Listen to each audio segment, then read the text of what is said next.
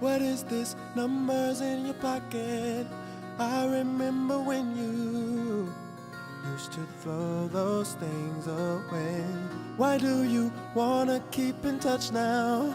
Who gave you a reason to act so shady? Baby, you know you can call me anytime. Anything you needed, I would give it to you. Ooh, that's how much I care for you. I wanna act now, never call me back now. Turning off your cell phone, girl, you know that ain't cool. Yes, I don't understand, baby. It's a shame we gotta go through this. We can't even talk, girl. We don't even kiss. I never would have thought we'd be breaking up like this. but it's over now. It's over now. You think that I don't know what's going on, 'cause you're always home alone, and I'm always out of town. You need to stop trying to play me, 'cause you can't even fade me. I know you're messing around, baby. You can call me anytime, anything you needed, I would give it to you. That's how much I care for you, baby. Now, never call me back now. Turning off your cell phone, girl, you know that ain't cool. Oh, I don't understand, baby. It's a shame we gotta go through this.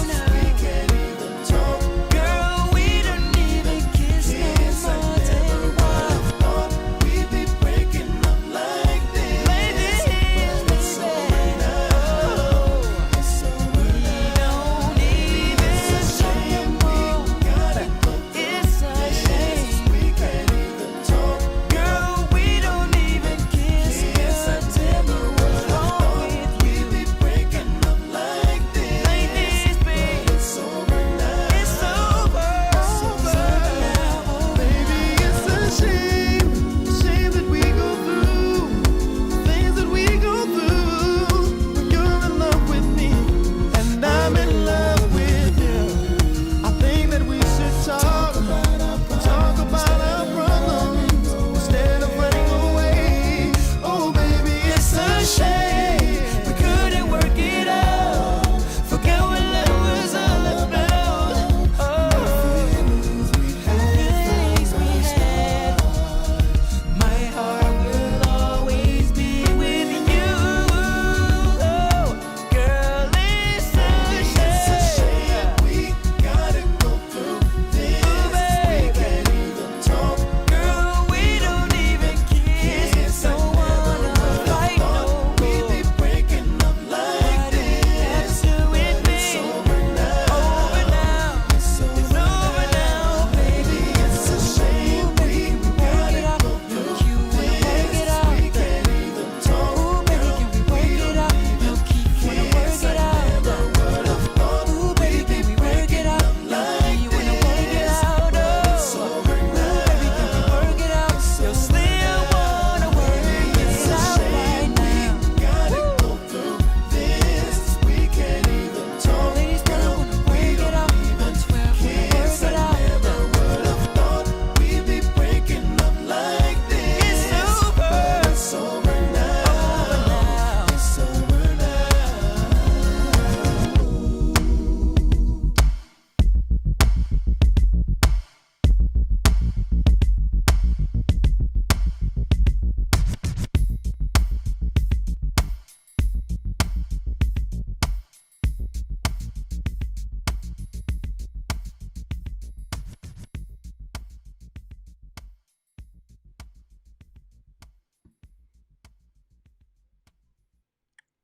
Man, that was my joint. Yes, y'all. Yes, it is over now. Welcome to Mint Street Mondays. My name is John Farmer. I am your illustrious host with the most, you know. I appreciate y'all being here with me this morning. I appreciate you joining me. It's gonna be a good show. We got a lot to talk about. A lot to cover. So much has happened in such a short period of time, man. But I think I wanted to just play something to lament the feeling, man. The finality of it all, man. It's over. You know what I'm saying? And we'll talk about what we felt about the season and how that, all shaped out and everything. But hey, it's over. It is over. But you know what?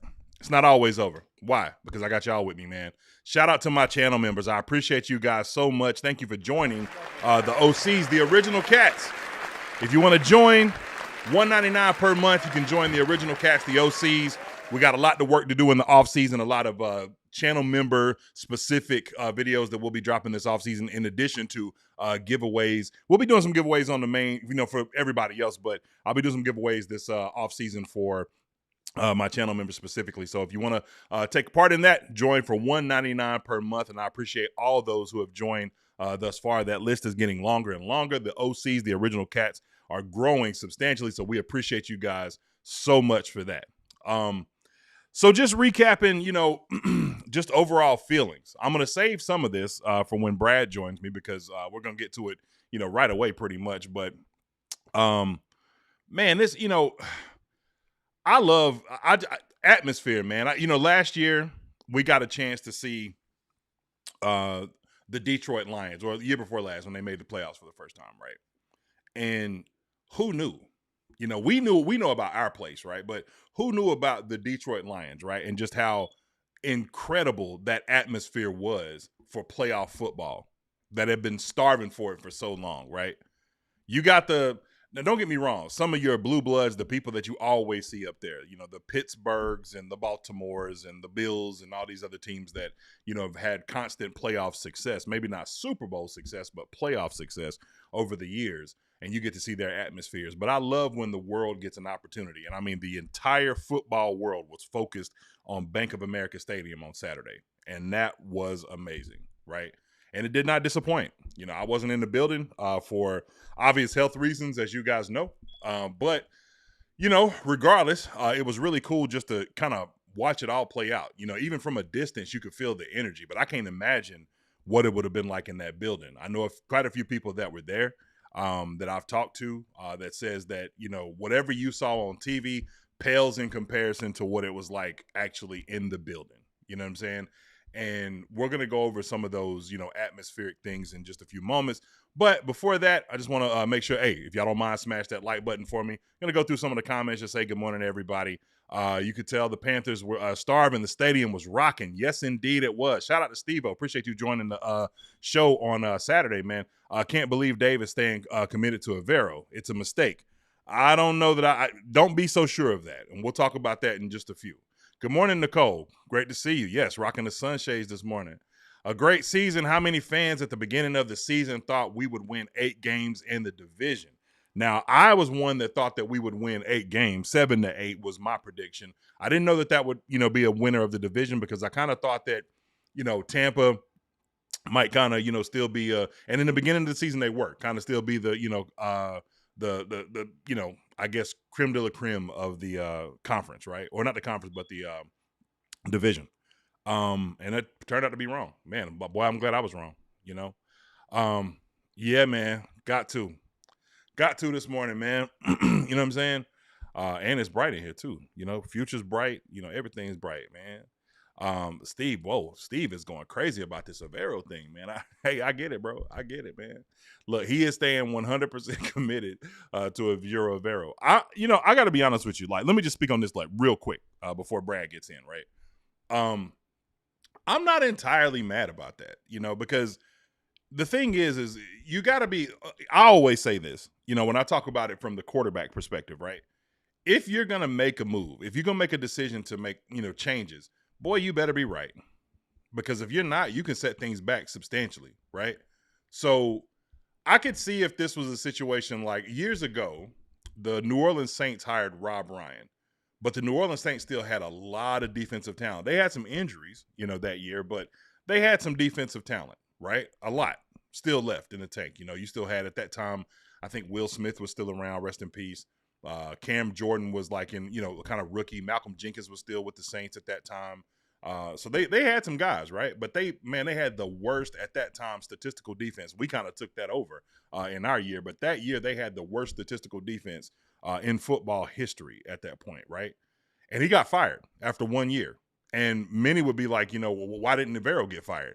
little bit different situation. You know, like you had a lot of injuries. You're playing with a lot of guys. Some of these guys that Avero has coached aren't even on NFL rosters. You know what I'm saying? So like there was a lot of that going on as well. And we did see the improvement, you know, year over year when you get back, you know, what I believe is the best defensive tackle in the game, you know, right now in Derek Brown.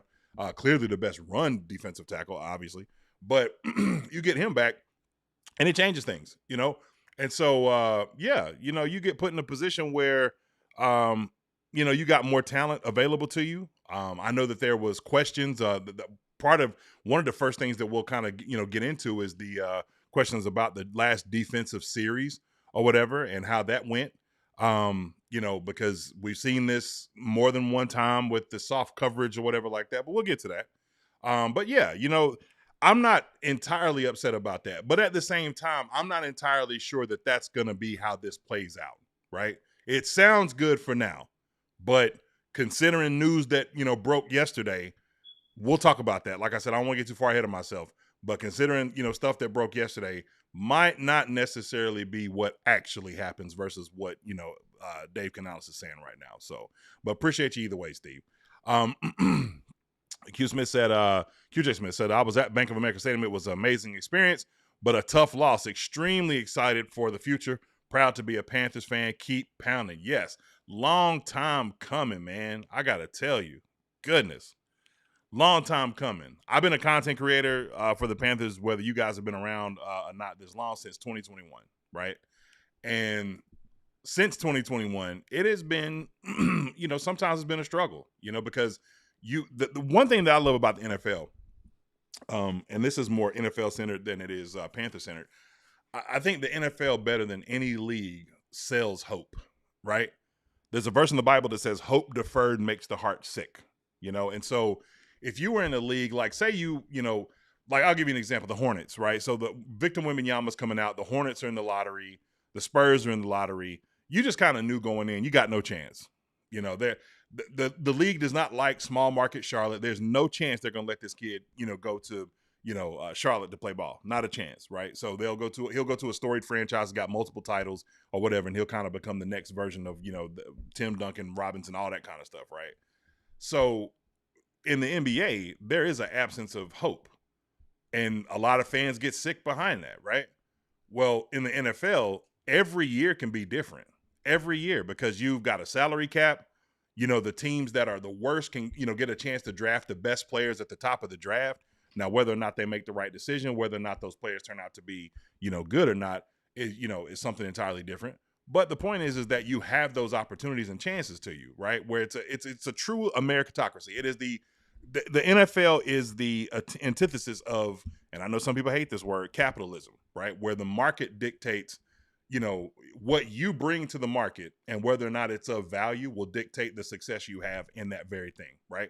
We see it here on YouTube with content creators. We see it in different parts of our life and things that, you know, places that we work or whatever. So the NFL is very much that. So it gives you hope because if you learn a new skill, or if, in the case of the NFL, if you're a really bad franchise and, you know, you get an opportunity to draft high or you get the right coach or whatever like that, your fortunes can turn around seemingly overnight. You know, Jacksonville, yeah, they lost yesterday, but man, they had an incredible season, you know, and you would have thought that, man, this is the Texans, you know, division from now until, right? And that turned out not to be the case. So, and look at us, you know, to go from a 2-win team when we drafted Bryce Young to a 5-win team to now an 8-win team and almost beating the number one offense in, you know, football is a huge deal, especially when it came down to the wire the way it did.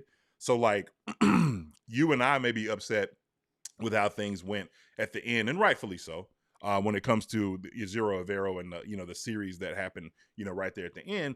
But at the same time, it's not something to be completely upset about because you did have an opportunity to close it out right there at the end when it could have been, when it was 14-0, could have been a blowout, you know? And I know that these guys, some of these guys make mistakes, like Puka Nacua dropped passes that he quote unquote shouldn't have dropped or whatever like that. Nick Scott didn't have an interception that he should have got or whatever. But the point is that, you know, when you're in these circumstances, you're in these situations, like if you can dig yourselves out of these holes, if you can make just one little small, you know, detail here or there or whatever, then, you know, next year, who knows what that looks like. Now, I will say we got a lot of free agents. So this team, the team that we saw this year, they're going to have a difficult time putting together a team and it may be 10 times better, right?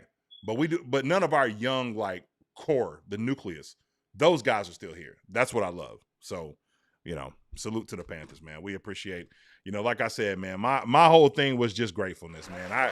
I very, very much appreciate the product that we saw on the field because, this can be difficult, and this was fun, man. This was a lot of fun.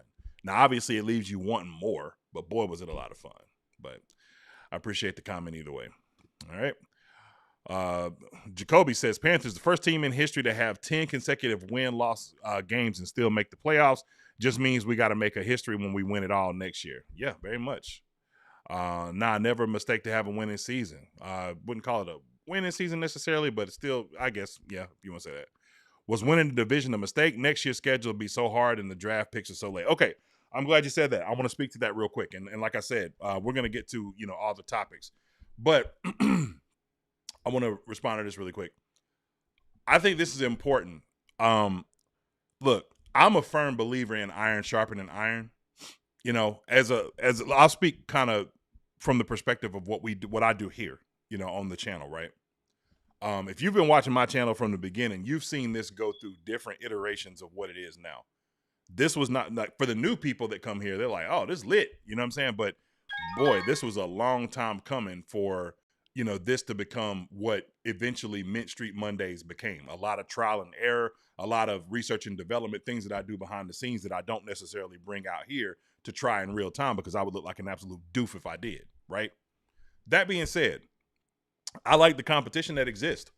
I want you guys watching me. Like, if I'm just being real, I think we all want that, right? Like, yeah, it's cool to be a part of community, but I'm not doing all this just because I, want to be like, oh man, I want to see how far I can push it, for myself. Nah, I want y'all watching. You know what I'm saying? I get it. It's friendly competition out here. Not with all of us, but with some of us, right?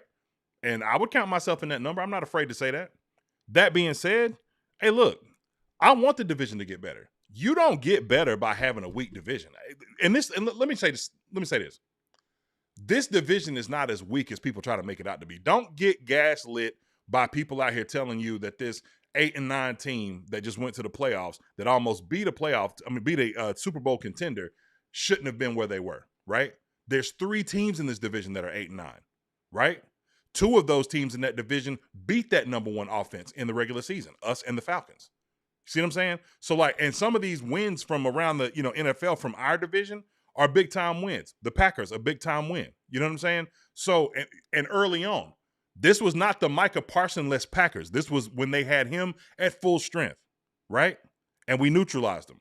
So don't get gaslit by the media or even your own fan, club or whoever to think that this was a mistake. No. You want things to get better. You want a better schedule next year. It's going to force you to become better. You don't want to be like, oh man, this was our year to get it or whatever like that. No, man, because that's how we end up back in mediocrity. No. Shout out to Rare Gamer. That's my guy. You've been one of my day ones, one of the people that's rode with me, from the beginning. But no, we ain't doing that. So anyway, appreciate you. So let's get to it, man. My guy, my favorite, Invisible Brad in the building. Brad, what's good with you? What's going on, my brother? I like that intro. I was in there doing the Urkel hard. You know what I'm saying? Quite the throwback to those days when I was in the club trying to find some late night affection. You know what I mean? I need love and affection. I feel you. All right. So look, wildcard game recap, Brad. Obviously, we can talk about the box score. The box score is what it is. We'll go through some of this right now. When we look at what the Panthers offense was able to do, Bryce Young went 21 of 40, 264, touchdown and an interception. Matthew Stafford went 24 of 42, 304, 3 touchdowns and an interception. Chuba Hubbard had 46 yards rushing. Rico, 5 carries for 9 yards. Oof. We will get into that in just a few moments. I saw Trevor, they had Trevor Etienne out there a couple of times. One time as a throw off, just kind of, moving around in motion to try to see what defense is doing. One time we actually got a carry. But man, the real story was the receivers, really on both sides. man, Puka Nacua had a couple of big time drops, but he still ended with 111 yards, 11.1 yards per attempt. Man, per catch. Jalen Coker was 14.9 per catch with 134. And then even T-Mac had 16.2. So this idea, like, yes, we're getting yak, no doubt. But like the idea, I saw a chart yesterday where they were talking about, quarterbacks that throw 20 plus yards down the field. Bryce Young was number 1 in the league in efficiency, right? So the ball is getting pushed now. It's a lot different than, it used to be. Actually, there was a sequence. I think this was kind of going into half where there were like 3 plays in a row where Bryce tried to hit, Xavier Legette corner in the end zone on what looked like a bit of a, fade route. Threw it to T-Mac, missed. You and I talked about that last night. And then finally on the third one hit Coker. But it was aggressive, and I like it. I think it's a snapshot of, what's to come. So I really like that. But to me, that wasn't the story. The story was this, man. The story was, let's just start, from the beginning. Cam Newton was back, Brad. Cam Newton's back. I think that this is, to me, they're going to roll out the red carpet from Cam moving forward, right? Jersey and jersey retirement, Hall of Honor, all the stuff that anything that Cam want to do, he can do at this point. You know what I'm saying? Like, and I'm glad David Tepper made that right. It was said that Tepper was the one that made the call. He reached out. Cam said, of course, yes, which I'm glad he did. And then we got this moment here.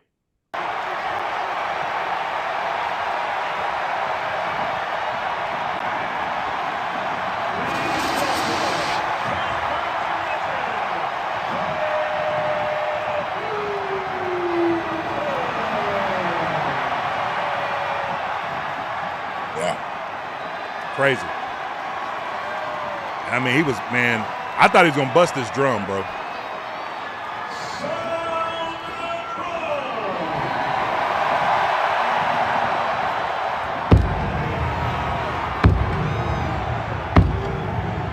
And this last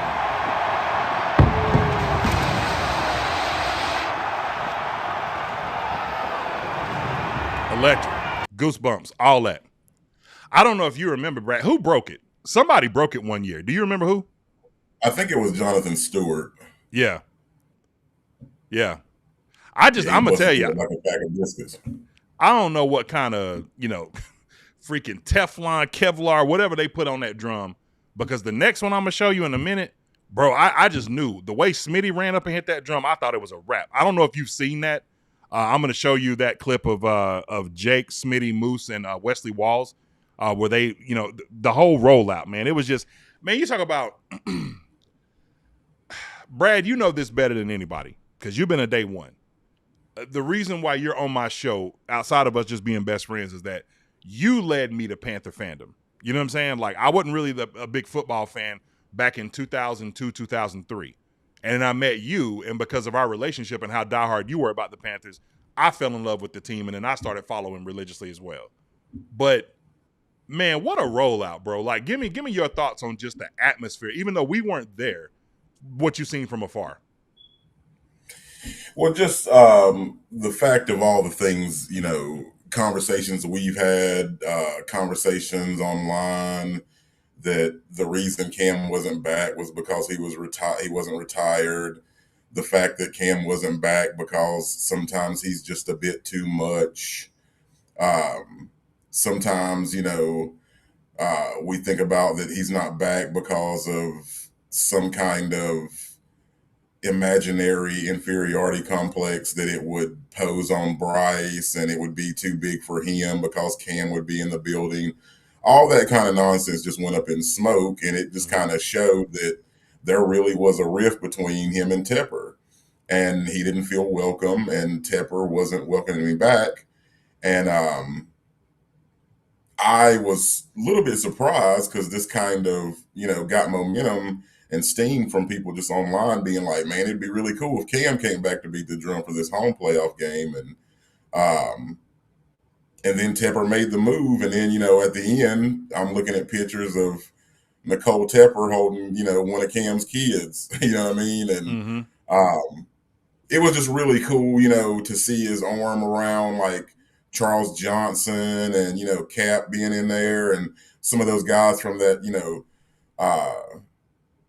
2010, 2011 team that, there was a rift and there was some stuff online about him saying it was a team of losers before he got there and trying to change the culture. And, some of those guys took it personally. Yeah. Chuck was one of those guys that took it personal. You mentioned that because I saw that too. I saw him and his arm around Chuck during that time, and he was one of the ones that was vocal about it in addition to Smitty. But carry on. Oh, yeah. Randy Watson he was hated. Yeah. You know what I mean? And so it was just like as much as I wouldn't say cliche or just a certain way, like someone may look at it, as a person who's played, high level football, like these people are your brothers in arms. I mean, it is a gladiator sport. Mm-hmm. And to see that kind of reconciliation was really, really cool. You can say it was a long time coming, but it was just really cool to see fans at the Roaring Riot, tailgate be like, we love you, Cam. We're glad you're back. You're king, prince of the city. You know what I mean? He grew up here. And it was just electric, man. I mean, you couple that with the fact that, being a Tar Heel fan, people talk about like the wine and cheese crowd. Mm-hmm. I feel like that's kind of been a thing that's been applied to Bank of America Stadium. You know what I mean? Like people come there, it's overtaken by, enemy combatants. You have fans that are there from other teams. You got a lot of transplants in Charlotte, Steelers fans, people that'll go to the bar and take over. And it was just really cool for, Charlotte to really buy in and really show up for this playoff game. And it was evidenced by, a 17-year veteran, 14-year veteran like Matt Stafford actually having trouble with running the plays and getting calls in and, false starts and things like that. I mean, they really showed up and it was really, really cool. Yeah. Couldn't agree more, man. That was an excellent breakdown, man. I appreciate that. Somebody said in the chat that number one, they said Tolbert broke it. So I think it might have been Mike Tolbert. I've seen that a couple of times in the chat. Oh, the Toldozer. Okay. Yeah. And then there was another one I wanted to point out real quick. One thing I did notice too, man, is that, I didn't really see when you look around the Pantheon of pictures, man, like Smitty kind of stuck near like Delhomme and all those guys. He wasn't around everybody else like that, but I could be wrong. I didn't see every picture. And so, I could be dead wrong. I know him and Cam had their back and forth, but like it'll be interesting. And then the last thing I want to say, when you talked about the pregame, somebody said they were there and the tailgate podcast line was wrapped around the block around Mint and I guess Trade is the street maybe. Could be wrong. Something like that. Charlotte aficionado. But anyway, all right. Let's get all this lovey-dovey stuff out the way. I'm going to, go to the next one real quick. This was, shout out to Elgar Salmingo for clipping this from the Panthers. This was the Smitty, Moose, Jake Delhomme. Bro, this is absolute magic, bro. This was amazing. Please welcome your Carolina Panther Hall of Honor members. Oh, wow.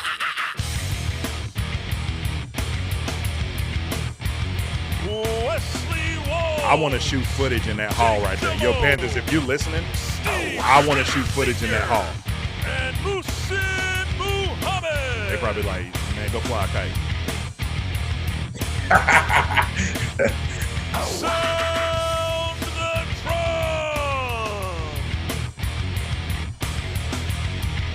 You gotta get Bruce Buffer on this.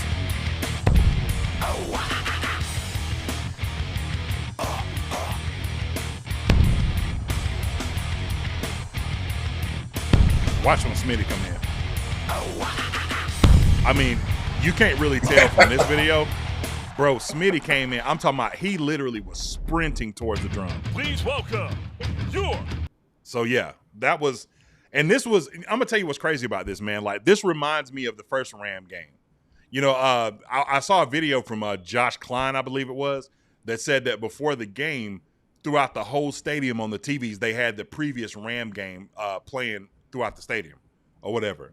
And I thought that was pretty symbolic when you think about, especially this point right here, because I think if I'm not mistaken, this was at halftime, like coming into the second half, right? And so, man, there was that moment.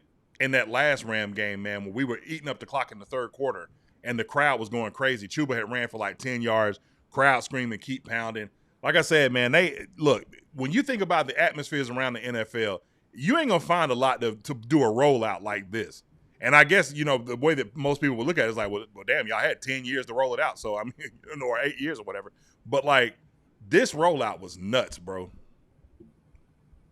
Well, I mean, Tepper he like, as far as, Panther social media, my only gripe is, during the off season and during the season when they show pictures during practice on like the app, different things like that on the website. Mm-hmm.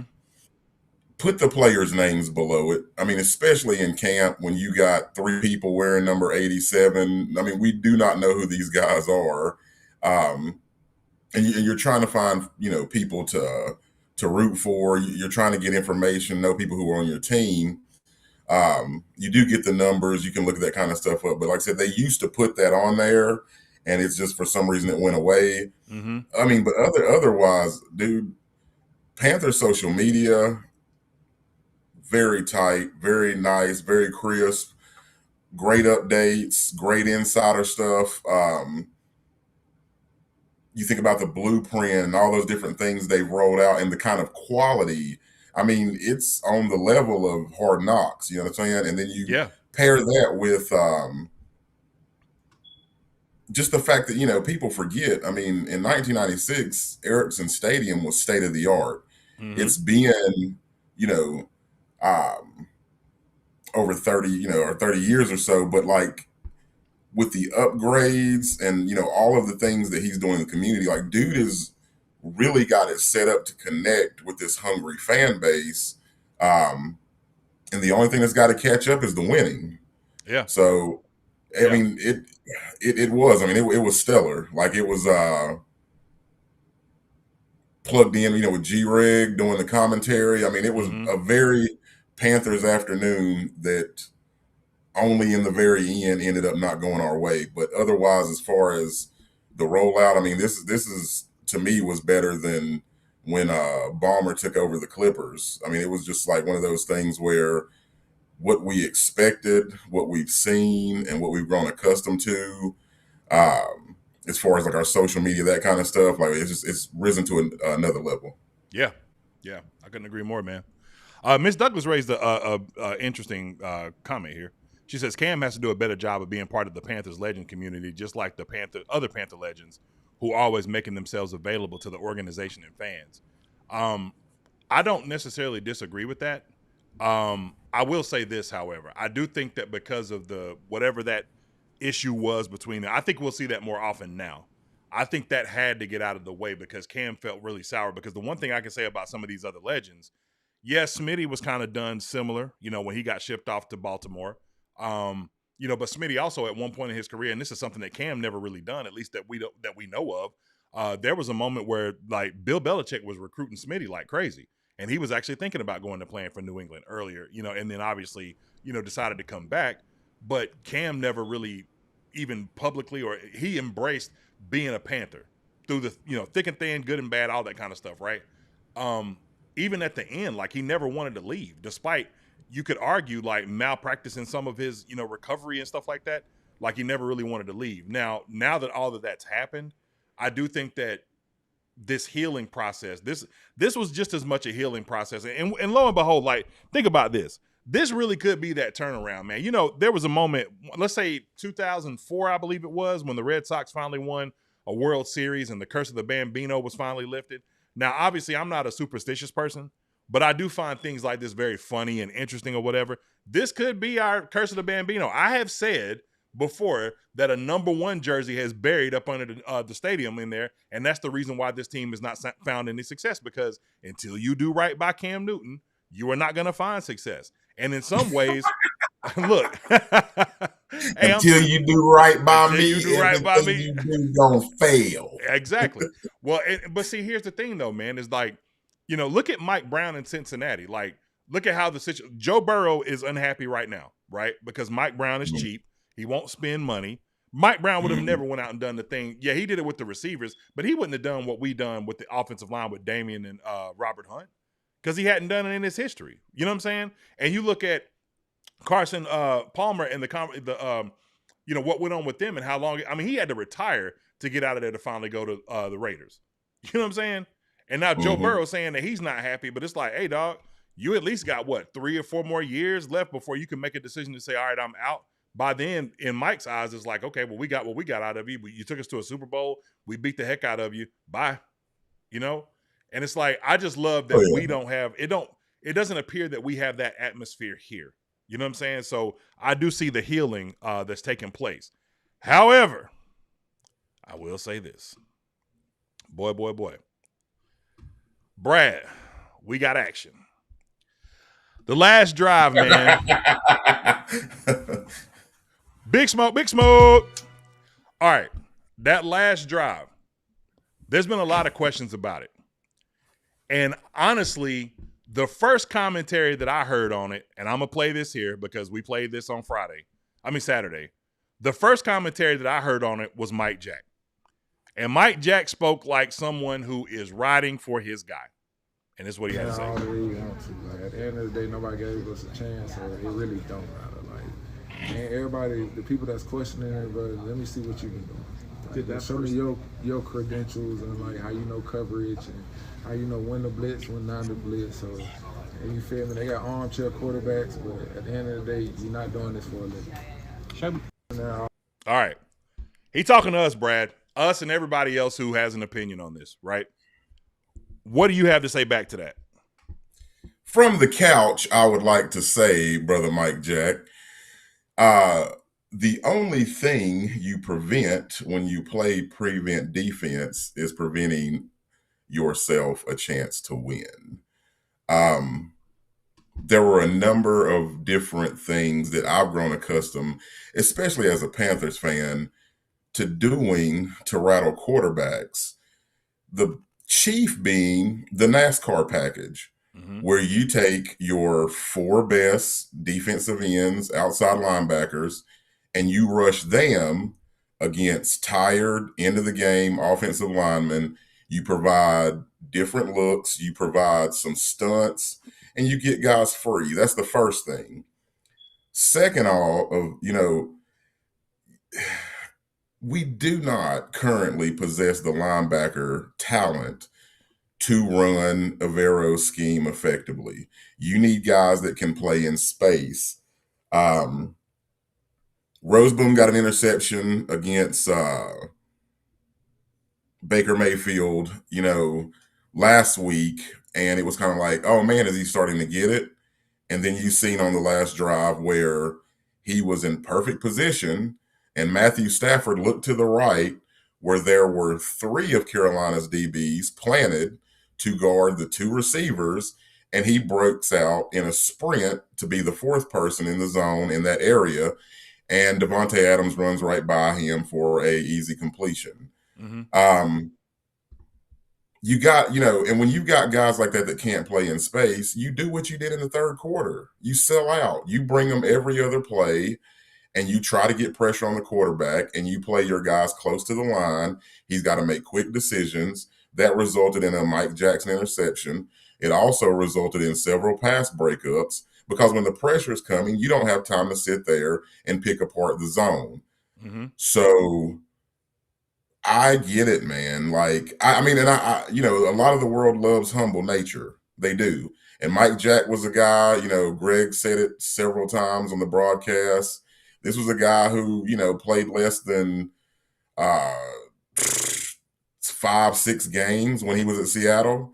And then to come here and to get all the burn he's getting, to bust out on the scene, to make the kind of plays, become the number 1 cornerback in the league as far as successful passes defended. You want to ride for the guy that's put you in that position.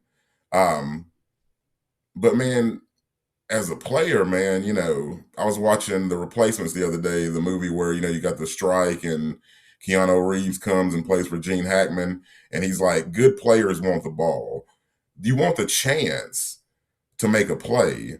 And I just felt like they were hamstrung by the calls. They dropped back every pass. I mean, it was 7 yards, 8 yards, 16 yards, 22 yards, all the way down the field for an easy touchdown. Mm-hmm. And we saw in the third quarter that wasn't the case. They blitzed every other down, and Matthew Stafford was selling passes. He was throwing passes in the dirt. He was throwing passes behind guys, and he threw a pick. It just really felt like, man, we just, they were talking about the Rams defensive coordinator, and his philosophy is you play your part, you stay in your zone, and guys will end up making mistakes. But we seen on the drive that we got the ball with 40 seconds left and 3 timeouts, they blitzed every play. Mm-hmm. So it's just one of those things where it's like, I get you riding for your guy. And sometimes, sometimes players will speak up, and then in the offseason, you don't see them anymore. So, I don't know if that's part of it as well. Mike Jack seems like a guy who would speak his mind. But, we got coming up a guy who really spoke his mind. And I like I said, man, I just feel like they weren't in a place to succeed. I felt like it was very milquetoast. You know what I'm saying? Very soy boy approach, and it ended up costing us the game. Well said. Okay, so a lot of what I was going to rebut with, I'm going to sum up in a comment that I seen, and I'm going to break this down, piece by piece. So this is from Anthony Powell, right? So Anthony Powell said, I'll start with this part first. He said, what if we played tight and they beat us over the top for a TD? Guess what? That's a hill I'm dying on. Why? Because it's been working all game. Somebody has said in the chat, well, they've been picking up our blitzes all game. True as it may be, but it made them make mistakes. Puka was dropping balls. Matthew Stafford was forcing passes. Matthew Stafford threw an interception. There were different things that were happening. They might not have got home on the blitz entirely, but what do I always say on this show? Pressure over sacks. I don't care so much about you closing the deal. Can you knock him off his spot? Matthew Stafford is a rhythm thrower. We saw at one point Matthew Stafford had an opportunity to run. What did he not do? Run. What did he do? Make a mistake, right? He had a chance to run for a first down. And he didn't. Why? Because you had pressure on him. Trayvon Morgan is chasing him. Trayvon probably would have caught him. He might have even converted the first down, but that's not Stafford's game. So a guy that can methodically dice you to pieces, what do? You have to pressure him. And if he beats my pressure, then I'll walk away and say, good game, and shake his hand. But I'm not going to let it happen the way that it did at the end of the game. I'm sorry. It's not going to happen. And look, I get it. We are armchair quarterbacks. But let's go to the next part of your point. He says he agrees with Mike. We can't talk if we never put on an NFL jersey. We are just fans, mind you. Sit back and watch the dang game. Okay, cool. Well, then Mike Jackson can go and do anything else in the world because the people like us that pay their salaries by buying tickets and jerseys and all this other kind of stuff, hey, look, you got a voice. It doesn't mean that your voice means anything, right? But to tell me that I can't, as a quote-unquote armchair quarterback, I have to just sit back and watch the game, are you nuts? Bro, you invested. You here right now. You could be doing anything else in the world. You listening to the commentary. You know what I'm saying? So, sit back and watch the game. I never liked that at all, man. And look, I ain't trying to shoot at you, but if it fit, it fit. I'm not going to sit back and watch a game that I can't comment on. And then sometimes you actually see these things change in real time. This is not the first time we saw soft coverage. Now, I don't know that they were necessarily playing prevent as much as they were just playing a cover 3 or quarters where they were just kind of playing off coverage and letting everything underneath happen and nothing over the top. It still cuts you to pieces. It's the second time we've seen it on a drive that killed us. We saw it last year when Patrick Mahomes did the same thing going down the field on us, even though we didn't have near the dogs that we have this year to be able to defend it, right? So, yeah, of course you would look at it and say, hey, man, we got problems with it. So, look, it ain't just me, though. Look what your boy said. This was Princely's take on things.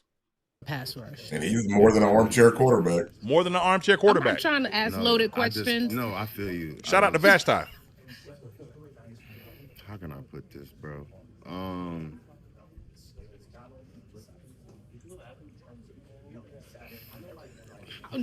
really not trying to. But that was a struggle. And I don't think it has anything to do with our pass rush. Yeah, I don't think it had. I see a lot of things on social media, guys we need to sign this guy, get some pass.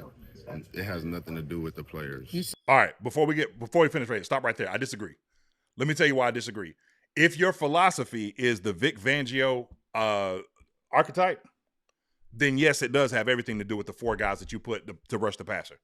Because now, where you can argue in Princely's favor is that, hey, man, scheme specific, we got guys that can do some different things that may not be getting opportunities to do them, right? But if we're going off of Ijero specific, then yes, your guys that aren't getting home, the 4 guys down on the line because he likes to rush 4 and not much more, right? That's a bar. You can use it.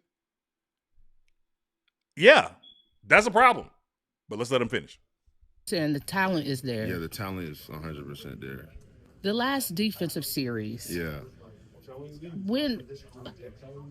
Explain to me the theory behind the defense or the prevent defense in those situations. I don't have an explanation.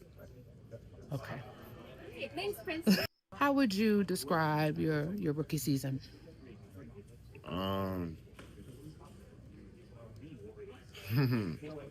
For me, yeah, I'll describe it as, that's a good question. I don't know how to describe it. I wouldn't say I'm looking back at it and like happy type.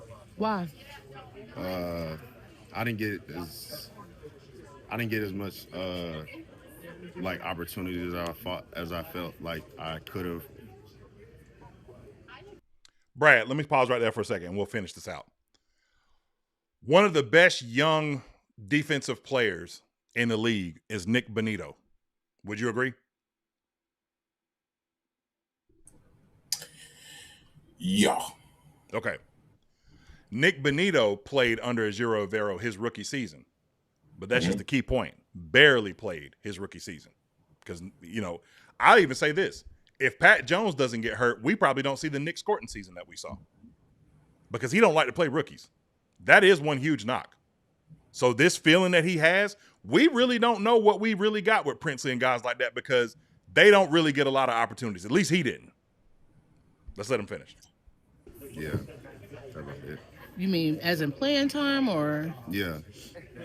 How do you deal with that in the off season? How does that fuel you? Trying to just keep working, work harder, even harder, you know what I'm saying? Just keeping my head down, tunnel vision, just trying to control what I can control. Yeah.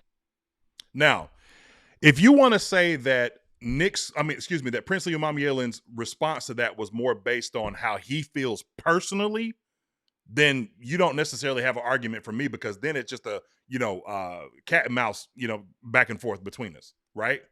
But boy, that's a marked difference from what Mike Jack had to say. It's a huge difference. It's a huge difference. And I bet if you swept through that locker room that many of those players would probably feel the same about that last drive specifically. Thoughts? Well, we discussed it before earlier in the season with Nick Scorton talking about certain players being a little high on the hog and not working as hard the subsequent week after a big win. Most guys, and I'll be honest, man, like I hate the shit. Like I hate how polished these guys are nowadays when I watch them give interviews. I mean, you think about back in the day, Charles Barkley, I'm not a role model. You know what I'm saying? Like you had guys that would challenge the status quo, and these guys today are so on brand. They're so on point with their positions and they just try to set themselves up to not lose or to make as much money as possible. Mm-hmm. And you got a lot of guys that don't say what they really feel. And so we've got a couple of defensive ends, outside linebackers in Princely and in Nick Scorton who aren't as media trained or as media savvy, however you want to put it, or just plain don't care. And when they get that microphone in their face, you may say, man, you like to keep some of this in-house or whatever. But me as a fan, I like to know that my frustrations actually permeate the locker room. Certain players feel like they could be used better because I feel like certain players could be used better. Let's be honest. Ijero Evero is a Vic Fangio disciple. We watched last year as Dave Canales, the play caller who people say has so much room to grow, who calls crap plays. The play calling is what holds us back. We saw him eat Vic Fangio's defense up when it was full of starters, full of ballers, full of $100 million free agents like Milton Williams. Let's go, Brad. Super Bowl talent. Let's go, Brad. Super Bowl talent. Ate him up. Get to it, Brad. Adam Thielen one-on-one with Cooper DeJean and ate his ass up the entire day. He is a Fangio disciple, and Fangio is one of those guys who on paper has not been able to succeed if he does not have superior talent. We saw him not succeed last night with superior talent. We saw it last night, Brad. Well, that's what I'm saying. Their offense was throw it to McCaffrey, hand it off to McCaffrey, and you couldn't come up with something to beat that. You could not stop it. Jalen Carter, Nakobe You know what I'm Dean, saying? Cooper DeJean. We can keep going. All day, every day. So with all this talent, I understand we made a market jump from last year. But let's be honest. We set a league record for yards, points, all this stuff. I mean, we were basically 35th out of 32 teams in defense last year. So yeah, you do get Derek Brown back. But Avero is a guy who he plays his shell coverage. He rarely blitzes. He rarely runs defensive stunts. And if you do not have, Hall of Fame worthy guys, you got to help guys out. Yeah. And Princely basically got on the mic and let out his freestyle of, I did not get the help, nor did I get the opportunity. I mean, I would be royally pissed off to see my team get drove on, and I'm a 10-sack guy coming out of the SEC. Yeah. So my rebuttal is, I understand him. I feel him. I understand he was hurt, had some things, overrun some plays. This was supposed to be a year that was built on, growth, evaluation, and maturation. And he didn't really get a chance to do much of that. So he's not, like I said, he's not as savvy. And when they gave him the mic, he was like, listen, I wasn't happy. So Douglas, I got him, sis. I got him, sis. You know what time it is with me. You know what time it is. But look, though, okay. Everything you said was spot on. I'll add to that. Last night, man, you and me were talking. We were having a conversation while the game was going on. Got to see somebody that we're familiar with creating pressure, wreaking havoc in the backfield, making Jalen Hurts make mistakes. YGM. You know what I'm saying? So hey, look, people can knock off Princely and say like, well, he was this, he's that. If you want to, you know what I'm saying? And then he end up somewhere else, and you see, and look, I know there's somebody else that me and you probably gonna argue about ending up somewhere else and thriving. You know what I'm saying? So it's subjective, but hey, look, it is what it is. Appreciate y'all joining me this this morning, I should say, for Mint Street Mondays, where we react to the amazing wild card weekend, the Panthers game that ended our season. We were very close, 34-31. Man, they put on quite a show, 14-0 down, and then to come back and mount a amazing comeback, which I thought was absolutely fantastic, and it was fun to watch. But make sure to smash that like button. We got 161 watching between two platforms, 38 likes. Make sure to smash the like button. It is free. If you choose to, you can join the One Carolina Original OCs membership club for $1.99 per month. Just hit the join button at the bottom of the screen that you're watching this on right now. And we appreciate you being here. So, moving right along.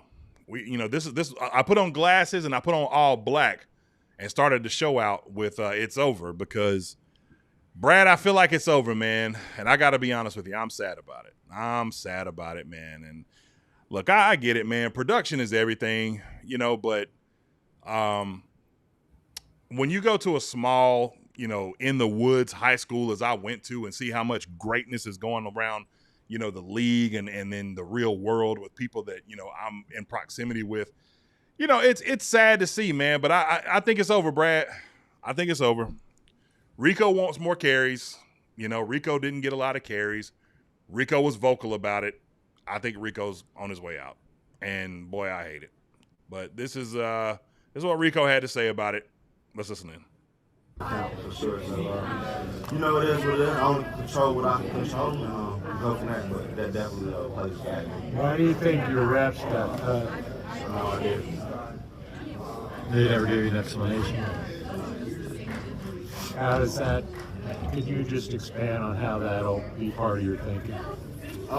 Just obviously for me, just wanting to be a guy to go out there and just get the ball, trying to let it run. Like I said, I think my game just shows like the more I get throughout the game, the stronger, the better I get. So just want to take that into consideration from how it played out the last couple weeks. But we had two great guys in the backfield, so it'd be hard sometimes. The coach got to just find a way to figure it out. So definitely got to. I heard you laughing in the background. All right, I can't talk on this right now, man, because what do you have to say about that? Well, bro, red game. First off, it's a business. You know what I mean? We've already committed money to Chuba. Second, I don't know what happened to the guy, but it seemed like he was hurt, man. It seemed like he was running in quicksand the last, including the playoffs, 4 games of the season. Mm-hmm. I understand the whole, we grew up watching Jonathan Fox. I understand the 3 yards in a cloud of dust. And then at the end of the game, the defense, is about to throw up because you're running the ball down their throat type thing. But it's also, man, like you're making the most of the opportunities you get. And hey, it's a what have you done for me lately, man? And the last thing we saw Rico doing was falling down and shot putting the ball back to Bryce Young on a very, very instrumental drive to get us in the playoffs on our own merit. You know what I mean? Yeah. I felt like, he could have got a few more touches here and there. They went back to the rotating running back thing. But again, we've got a 2nd round pick who was highly sought after, who has no ligament damage, didn't have to have microfracture surgery, just another clean tear operation, took this whole year off. And you got Etienne, and it's just about that time. Yeah. And it's sad because he's a local guy, very, very, very high IQ football player. Mm-hmm. It seemed until I saw him try to do that. And I still don't understand if that was a flea flicker or what that was. You know what I mean? Like, what was funny though, where people were saying like, instead of taking a loss and messing up his yardage for his financial gain, he pitched the ball back to try to make it a pass. And that'd be unforgivable. So I will not say that he did that. Oh, Lord have mercy. But yeah, it's about that time, man. Somebody out there needs a running back, and he can be just as mad if he goes to a team that plays us next year and try to run as hard as he did against Dallas, because we'll read about him in the funny papers. Yep. I want to read this super chat from James. I appreciate you sending the super chat. I'm sorry, I'm just not getting to it. James says the Panthers organization tied it all together. I think this team really saw the history of the Panthers. The honor and pride to be a Panther game was live. I could not agree more. Thank you, James, so much for the super chat. It was an amazing atmosphere. The energy was bleeding through the screen. Like I've often talked about how, Fox kind of set the standard on the television experience when it comes to watching football. CBS used to be really low quality as far as the cameras are concerned. Fox was really good, and CBS kind of stepped it up. CBS also used to be bad with the crowd noise. Monday Night Football is still kind of working on that, but there's so many cameras that they have there that it's probably just going to be as it is. So this Texan game tonight will be cool, but it'll also, kind of be weird to watch just from the, from a sound perspective. But like Fox, man, they are the creme de la creme of atmosphere, knowing what to catch, when to catch it, and just I can't imagine how that was in the building when you saw what you saw on TV and just how I felt about it, from watching it from afar. So yeah, it was an amazing atmosphere. I appreciate it. Jarrell Mason with a super chat. Appreciate you, man. Says, I think Rico's going to get a bag elsewhere, but I can't wait to see what Brooks is going to look like after being on ice all season. Hey, that's what Brad was just talking about. I couldn't agree more. One of the things that I saw, I think it was full-time Dame, I saw tweet this. He said that the Panthers need dynamic running backs that can make, misses and, do some dynamic things out of the backfield. And we do have that. I mean, Trevor Etienne is a version of that, right? He just really didn't he's limited in his opportunities. I could see a world, if they really strong, well, no, I ain't gonna say that. I'm not even gonna say, because that's gonna sound nuts. But I'll just say this. You're right. I'm looking forward to seeing how this shapes out. And it worked out for both parties. I'm not gonna take this away. Dunk said this, and I'm gonna give him, credit for saying it. Dunk said, "Hey, from Rico's perspective, he got to, to show the world he's still a consecutive 1,000-yard back. That he may be right if he gets a lot of volume. He may be a high volume guy that can really, dominate in a lot of ways. From our perspective, we got one good year, out of him and kind of stabled our running back room, and he helped propel us to a lot of wins that got us to this point to get to the playoffs. You know what I'm saying? And I'm sure from his perspective, when you look at the amount of carries, I mean, we saw that, when we look back, Rico literally had 5 carries for 9 yards. You know what I'm saying? Chuba got 13 carries. He had the lion's share. But, there was a few times where he did kind of get stonewalled. You know what I'm saying? And so when you're looking at it from the team perspective, it's like, yo, if you're Dave, I'm throwing whoever out there to, this is the last game of the season. If I see Chuba pick up 1 extra yard, you getting the carries. You know what I'm saying? And that's exactly what happened because, Chuba was averaging 3.5 an attempt. Rico was 1.8. But it's hard to kind of tell if you are a volume guy, it's hard to tell exactly what you can do if you only get 5 carries. You know what I'm saying? So regardless, man, this is a sad day for me. AC Reynolds alum. Rico, man, if you listening, man, dog, like, I'm sorry, bro. I wanted you here long term. I'd love to, see you here for the, for the long term. But more important than even that, Rico, I'm just glad that you got I saw my boy Angry Cowboys fan, another AC Reynolds alum, my brother, one of my moderators in the chat, telling him to come back to Dallas. That may be on the table. Who knows?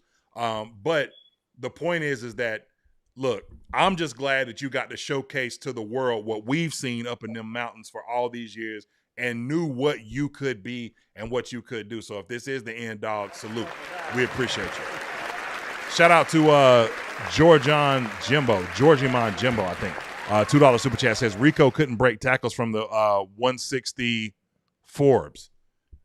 I mean, look, man, I ain't putting no smut on Rico on this channel, dog. So if you say it, you said it, not me. So, well, and here's my thing, bro. Like, I watched some playoff games prior to taking all this in on Saturday, and gotta be honest, man. I mean, when you look at the kind of backs that we've had, I'm hoping that Brooks can turn into something in the mold of, in the chat, they're talking about how dangerous he was at Texas. Like, and I could see like a D'Angelo Williams, you know what I'm saying? Like, not the running raw power of a Jonathan Stewart, but that kind of speed, ability to catch out of the backfield. And that's what we need. We need a dynamic back. Chuba's a good workhorse guy, but I mean, these guys are playing up to the level of, where they're picked, you know what I mean? And I want a kind of guy that, hey, if things aren't going well, he can still break a few tackles, outrun some people, stiff arm some people. The kind of stuff, like I said, we as Panther fans have have gotten used to. And that's still a position that can be upgraded. And if we can bring in someone, I don't even say bring in someone but with like a Jonathan Brooks, if he was to come back healthy, and a lot of people are like, man, y'all putting a lot on this kid, but listen, the kid was really good. I mean, Jerry Jones was very, very angry that we took him ahead of Dallas and that we moved up to take him. this kid can come back healthy, man. And I mean, you can say that's a big if in 2025. Modern medicine, I don't think it's such a huge if, but he really is a monster. Yeah. Yeah, I couldn't agree more, man. I went back and watched some of his Texas tape, man. I mean, he just after his first step, it's an absolute explosion. And we saw that against Tampa. You know what I'm saying? Like, there was a play that just, I mean, it was kind of a phantom play where things kind of blew up. I don't think it was intended to be a, screen or a swing or whatever that went to him. And man, he got it and took it like 15 yards. You know what I'm saying? So he's a dynamic player. So hopefully he does come back, extremely healthy. So I'm excited about that. Hey, Angry, love you too, bro. Next time I'm in you in Asheville, call me, man. We'll definitely make sure to, link up, for real. But yeah, man. So make sure to smash that like button, that subscribe button, bell notification if you never been here before. Hit the dislike button if you don't like what we're talking about. Somebody did. I don't really care. I love it. I love it either way. But moving right along. All right. So man, Brad, we got a lot of free agents, bro. We got a lot of free agents. A lot. Mm-hmm. And we are put in a very, very weird space coming into this season to try to rebuild what we have built here this year and build on top of that. Now, the good news is that you've got a very, very young nucleus, right? The bad news is that one of those young pieces that you have looks like he might be out for quite some time. Now, I read from Adam Schefter that Icky may be out 6 to 12 months. Now, Dave Canales didn't give that up yesterday. Didn't really say specifically how long he would be out, but he did suggest that it would be quite some time. That is very interesting to me because now you got to wonder, what do you do there? Now, yesterday I had posed like, hey, I like Yosh Nijman, right? And I think Yosh Nijman, he's not a world beater, but he's somebody that can, my favorite word, stable the position, right? But he's a free agent. And if you go to Yosh Nijman with leverage, Yosh Nijman's representatives might come back to you and be like, hey, cool, yeah, we'll bring him back, but you're going to have to pay for it because your bell cow guy is down. What do you do? I don't think that'll be the case. I mean, we really do, I think, kind of overestimate. I mean, people are going to negotiate the best for their clients, but I think Yosh will be somebody who'll be very affordable. If he tries to handcuff us, there are currently slated to be around like 17 left tackle free agents. And we'll just on to the next one. I mean, like, would you like the continuity of the system you've been in plus a reasonable, fair contract? Or would you like to test the market and see if you can go out there and get paid Trent Williams money when you obviously aren't Trent Williams? So I feel like Brandt's a very shrewd negotiator. He does a lot of stuff in arranging contracts in our favor. But we do have to sign Yosh. I mean, because just for the simple fact that, Timo does have a degenerative knee issue and his extension ends in these next couple of years. And we do have to look for a permanent replacement there as well. And if Yosh does try to price himself here, we also have Brady. And Brady, I forgot about that. That's right. Brady Christensen will be back off of injury. Yeah, exactly. You know what I'm saying? Point. So we have two in-house options to replace Icky in the short term, and in the long term, prayers up. It seems like something that can be easily fixed, rehabbed. It's just very, very unfortunate, but we have options. We do. And that's a great point. I didn't think about the Brady Christensen thing. And the reason I'm glad you brought that up as a point is because I got to be honest with you personally. Would I like to see them maybe potentially address this in the draft? Yes. Would I like it to be a pick 19? Absolutely not. No. So not with the way Stafford was back there pumping the ball. No. Yeah. Not at all. And there'll be a lot of time for us to get into draft stuff. We may talk a little bit of it going down the stretch of the show, but that's not really our focus today. But here's where this gets interesting. Before I get into my diatribe on that, I want to and look, shout out to the real. The super chats are going crazy this morning. I appreciate y'all so much. This is from Jarrell Mason with a $20 super chat. He said, "What would be the contingency plan should Avero get one of these head coaching vacancies, even though he just signed the contract extension?" Now that we got a taste of what it's like on Saturday, next season's going to be a breakout for us. That's a great question. That would be my question to Joe Clarity super chat, which I appreciate you for your super chat as well, where he says, late to the show, is it true we're keeping Avero? That's a great question, buddy. Is that Joe Claire? Joe Clarity. No, not that Joe Claire. It's a Bernadette. It's so warm and tender. Oh my gosh. Yeah. There's a backstory there, y'all. One day I'll tell y'all that. We'll save that for Patreon when we start it. But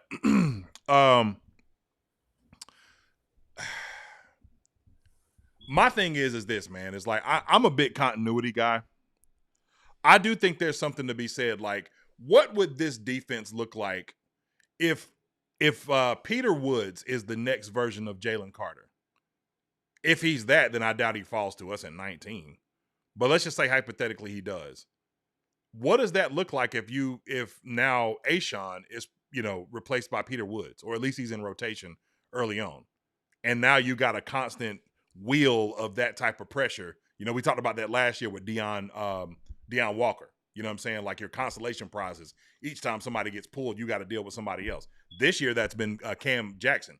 That's not something we've talked about a lot, but big Cam Jackson has put some work in, right? I'm excited to see what his offseason looked like, working out, training, coming back. He might be a force to be reckoned with. He might be a name that emerges next season, right? But, Peter Woods or, someone that can create pressure. What if it's an edge guy? What if it's David Bailey? What if it's, I don't know, who's going to be available down there at 19 if we don't move up, right? Take your pick. But if it's one of those guys and you can rush for, because ideally, here's the reality of how defenses, the ideal is Giro Avero doesn't do a lot of adjustment, right? Like Steve Spagnuolo is a great example. Last year, and I talked about this earlier when I said dying on the hill. Last year, Bryce Young was carving Spags up early and late. Whether it was on fourth down, a third down to Thielen, a first down to Xavier Lee get right out the gate, what was he doing every single time? Zero. I'm sending them, big guy. If you going to beat me, you going to beat me with them in your face, right? That is not the normal. That's a guy who is very confident in what he is and what he does, right? The normal is what you would prefer to have is to get 4 guys that can rush the passer so that you can cover guys, on the second level and third level deep, right? That's the normal. We don't create consistent pressure. So we have to be able to use other means to get it done, whether that's a corner blitz from J.C. Horn, which we saw some success with, bringing Trayvon Morig up into the box and him blitzing, a linebacker blitz with Claude and Cherilus. You know what I'm saying? These are things, and like I said, sometimes it's not even so much for you to be able to get sacks and close the deal. Sometimes it's just to be able to wreak havoc so that you can cause disruption in an offense and get guys off rhythm, right? Remember, what makes Bryce so unique is that he can do stuff where his feet are tangled up and he can still put a ball on the spot. Not a lot of guys can do that, right? So most guys have to marry their feet to the route, and it's all about rhythm. Well, if you can get somebody in the backfield to create pressure, you knock that rhythm off and they make mistakes. Even the great ones do. And we saw it happen on Saturday, right? So, yeah, I mean, I'm not the biggest proponent of like booting Avero out the door because I can kind of understand what he's trying to do. I would like to see him get more creative, and I do think that these are conversations that they will have. And also, I think that Nick Scorton is proof positive. Here's the one thing I will say in your favor to potentially bouncing Avero or not wanting him to be back, right? I talked about the Nick Benito point earlier. Nick Benito became one of the best young defensive players in the league, and Avero basically iced him because Avero doesn't like to play rookies, right? Well, he didn't have a choice this year. He had to play Nick Scorton. But I'm convinced that if Pat Jones was healthy, Nick Scorton would have got limited reps. And he would have been just like Princely, because we saw earlier this year that Nick Scorton is very vocal as well. So even he might have felt like, hey, I could have contributed way more than I did if given opportunities, right? So if you're bringing in another defensive rookie, even if it's a high-level guy, and EJ's coming back, like, what is your philosophy on that rookie if he's ready day one? Are you going to put him on the bench because Pat's back now? You know what I'm saying? So that's something to think about. Your thoughts, Brad? Well, I feel like we'll be in a good spot in two different opportunities. One, we get in, like we talked last night, we talked about percentages and getting better by percentages. Like if we were to get a really good cover linebacker to play opposite Trevin Wallace, I think we could really make a big jump because Evero wants his linebackers to play coverage in zone. Nakobe Dean's not a guy that you can manipulate with your eyes. You got to throw the ball because he knows he's fast enough to get where he needs to get and make plays. Yeah. I am a big believer in Cam Jackson making a huge jump next year. And, you know, in finality, there are 7 head coaching openings, and there are 3 to 4 teams that are seriously considering Evero. After kind of looking myself, I do think a few of those teams really want to have him in and see what he offers and give him a fair interview. And I feel like, you know, one of the other ones is a Rooney thing that they may already have their guy. You know, with Mike McDaniel, you can satisfy both portions, apparently, according to him. And then, but if someone hires Evero, man, we I get just 2 got what you thirds. said, bro. You tripping. Get it? You are tripping, bro. Hey. Go ahead, man. And the Papa Tomato goes back and squishes the baby tomato and says, ketchup. You know what I mean? So I feel like Evero, if he gets hired, man, dude, I feel like, but if he gets hired, we get 2 third-round picks. Yeah. Really? I don't think that's what they were thinking about in re-signing him so fast. But nevertheless, since we did re-sign him and commit to him so fast, if one of these teams makes him their head coach, the way the NFL is operating now, we will get compensatory picks for it. And they will be in the way of third rounders, and we will get 2 of them. So that's great. But I feel like Evero is a guy, man. If we get the players, we can have a formidable defense. But as long as there are holes, he'll be a guy that can be exploited. I'll tell you this. I mentioned this earlier. You talked about Rooney situation, and you know, could it be? Yeah. I don't think that there's. My hot take coming into this week, Mint Street Monday, if we had won this game, was that Evero just got himself a head coaching job with that game. You know, stopping the number one offense, not stopping them, containing them, because you can't stop a number one offense, just like our offense at times. You know, you can't stop it. You can contain it, but you can't stop it, right? But you can contain it enough to be able to make some things happen on your end, and just small mistakes. I see Miss Velbehag, I hope I said that right, said if Evero leaves, does Nick Scott follow him? Man, y'all hate Nick Scott, man. But, hey, but you Miss know, Velbehag, I'm with you 100%. Look, what if Nick Scott makes that pick, man? That's a momentum shifter. You know what I'm saying? That changes the whole outcome of that game probably. And momentum shifter. If he makes that pick, we win. Simple as that. Yeah. I feel like. I mean, he just. Well, I mean, the defense still had a chance to, you know, force you to a 3 and out, and then get the ball back from one last opportunity for them. Right. I feel that. Yeah, my bad. yeah, but you know what I'm saying? He was just, you know, sidebar, personally responsible for so much of the bleeding that we did on Saturday, and that's all I'll say about that. Until later. Well, let's keep it a buck. That wound has been hemorrhaging all season. It ain't just been all Saturday. season, bro. Yeah, it's been off and on. Every now and again, the Band-Aid will work in the air, and but then again, it just open back up and start bleeding. So, yeah, Corey Thornton. She's right. Corey Thornton does.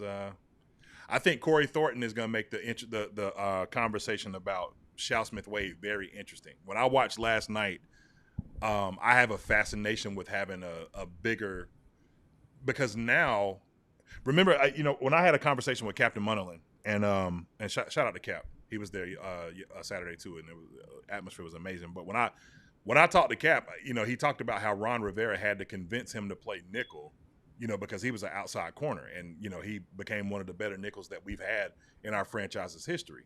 But at that time, he was getting opportunities, but it's nothing like it is now. Your nickel corner now is Cooper DeJean is a team captain.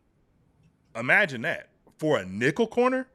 You know what I'm saying? To be a team captain is insane, but it just shows you the level of volume and the amount of time. That's why I was saying, like, when we talk about 3-4, 4-3, all that kind of stuff, from a defensive perspective, the playing field for defensive schemes has never been more even. There used to be advantages to having a 3-4 and advantages to having a 4-3, but none of that really matters when you spend 70% of your snaps in a 4-2-5, right? Then it's just guys on guys. That's why I was saying, like, what Evero does is not much. I know that we want to get him out of here. I get it.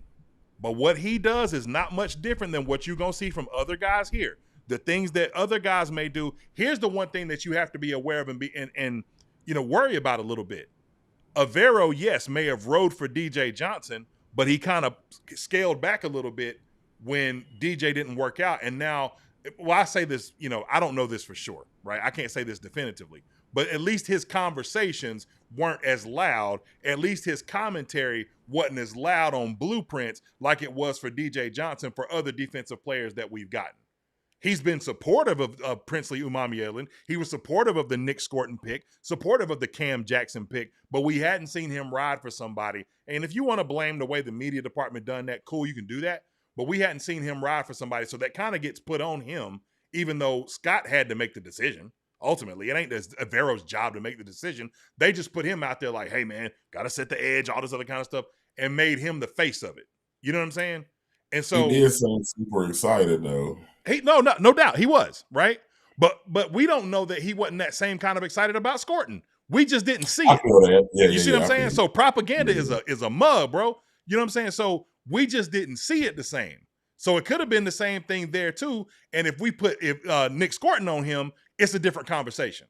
But because we saw it the way we did, it's like, hey, bro, you was team DJ Johnson. Shut up. You know what I'm saying? So it's a weird game out here, right? But the point is that you bring in somebody else and they have a more staunch philosophy about a player that they believe in that turns out to flame out, or somebody that's developing right now that they don't give an opportunity to.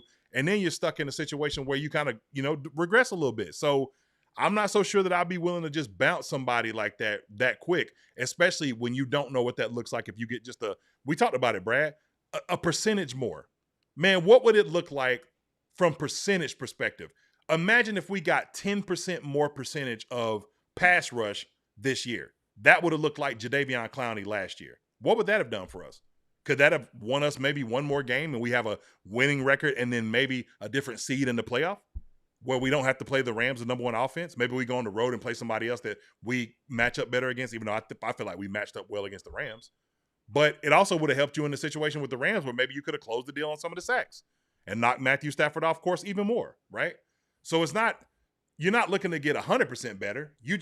If you get 20% better on your defense next year, whether it's from your linebackers, your nickel position, whether that's Corey Thornton or someone they draft, your defensive, ends, and your edges, maybe, Nick Scorton comes back a little bit heavier or a little bit lighter. Princely may take a turn, or you draft somebody that, gets more pressure, then that takes you from an 8-win team to maybe a 12-win team. And it changes everything. So that's all I'm saying. Anyway, I got off track a little bit. Want to get back to the Icky point. Do you want to make any commentary on what we just talked about, Brad, before we keep going? Well, I just, I see Corey Thornton makes that pick. You think about more position specific. I mean, Lathan Ransom makes that pick. it's just it was such a can of corn play. That that's the kind of stuff we need to get better at. We need to get to the point where we got guys who make the easy plays.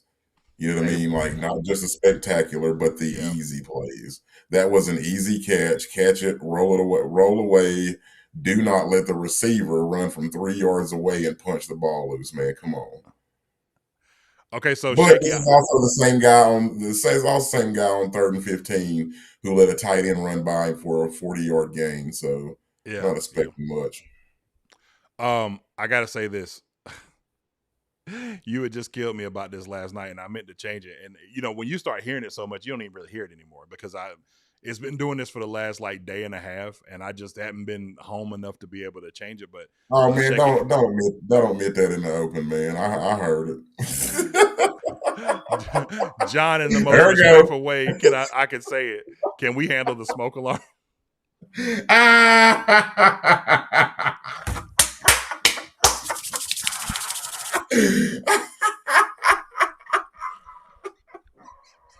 I say Shaky 8.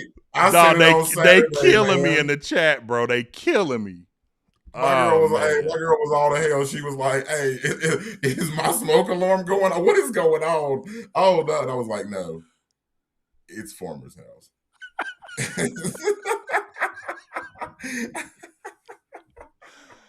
Oh Lord, I love y'all, man. man.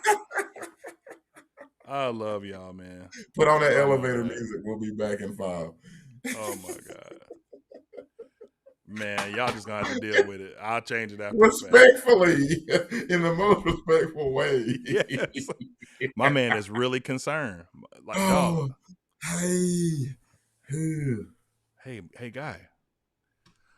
I appreciate you, dog.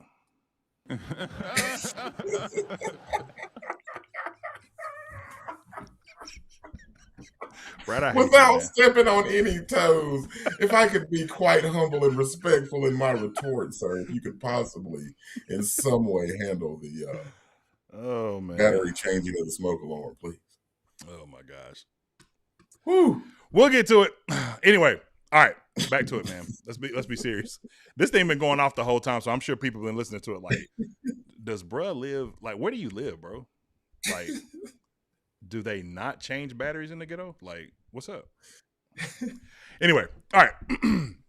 So, Icky, man, again, like I said, I don't want to personally see them make a change in the draft. I don't, obviously free agency, yeah, you know what I'm saying? But I don't want to see a draft situation. Not early. If they decide to do it, a little bit later, then I'll be cool with it, but just, not early. So that being said, I do think that affects something else, though. I think that puts an effect on something else. I was one that believed that Icky would probably get his deal this year. They would go ahead and knock that one out. My guess is now it's going to be a franchise tag, and he'll get his money in year 5 because the way it looks, I mean, according to Scott Fowler here, he has a ruptured patella tendon. It's a very significant injury. Recovery timeline can range, but 6 to 12 months is common.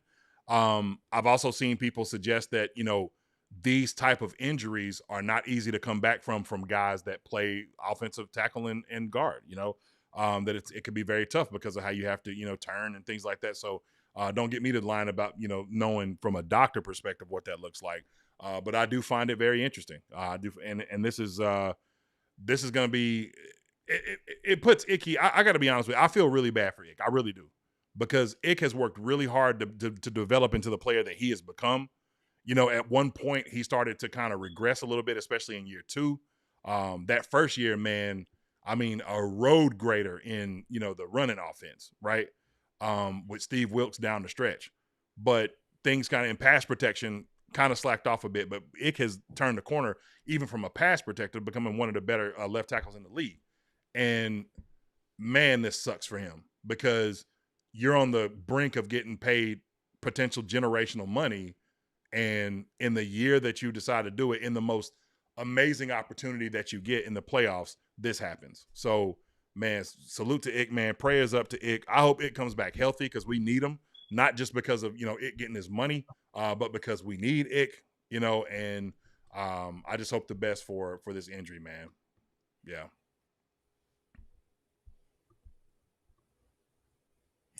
Yeah, it's definitely ill timed.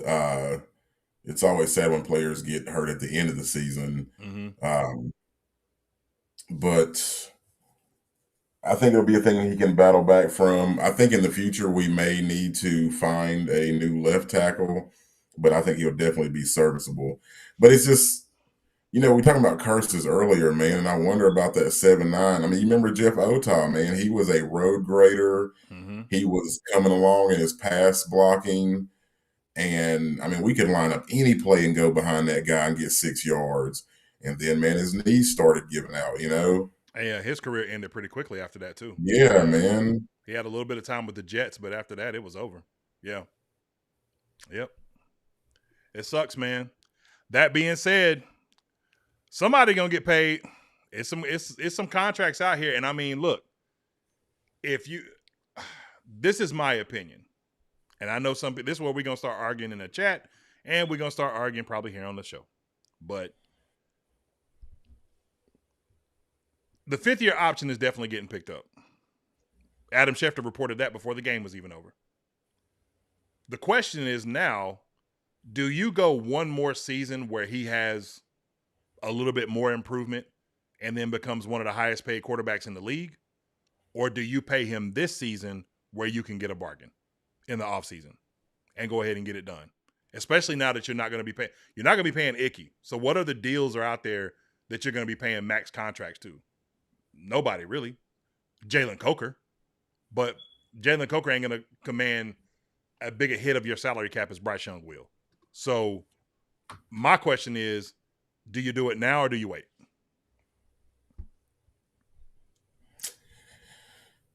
It's monkey see, monkey do. It's very people who are successful, you know what I mean, and people kind of flock to the way they do business. So going on that, the Howie Roseman thing of paying guys early and paying them often, teams are starting to kind of do that, but I think that's because the juxtaposition, the opposite of that is Jerry Jones, who always waits way too late to pay his guys, and they go into camp and it's all this: do I need to trade them, or what I mean? And so I've never understood. Like, I get Patrick Mahomes because Patrick Mahomes did what Patrick Mahomes does because he's Patrick Mahomes. So I understand paying him after 3 years, but I feel like we should not feel like we're obligated to make this decision until next year. Because he's under contract. I do understand that waiting to sign him to a big deal could cost more money, but to pick up the option is just the average of the highest salaries anyway for the 5th-year option. Right. So, I mean, I feel like you could wait on that either way. You can. The benefit that you have is that you have okay, let me ask you a question. I'm going to look this up real quick. Nick Scorton rookie contract.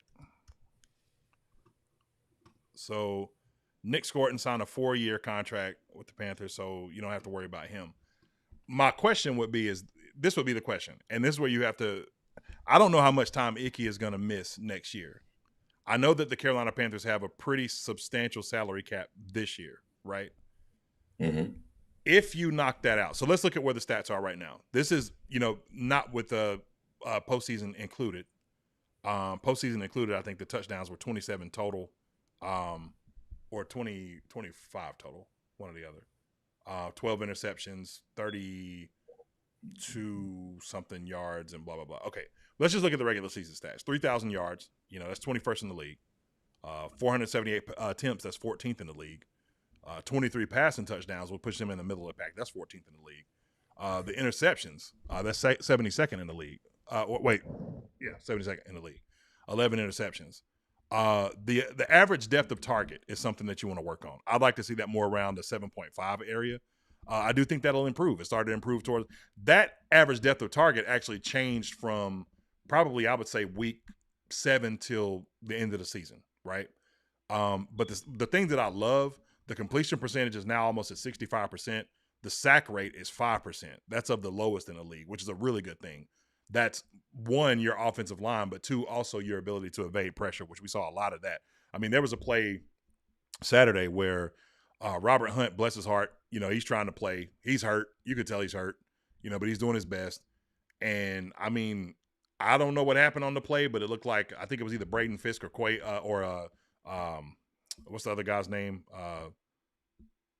Gosh, I had his name right in the back of my head. Either way, one of these guys had literally just ran right by him. And I mean, before Bryce could get out of the play action, he was on him. And Bryce still was able to evade him and complete a pass.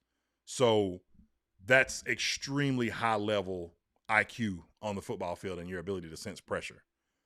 That being said, suppose that, I know the downside of this is like, man, what if he regresses in year 4?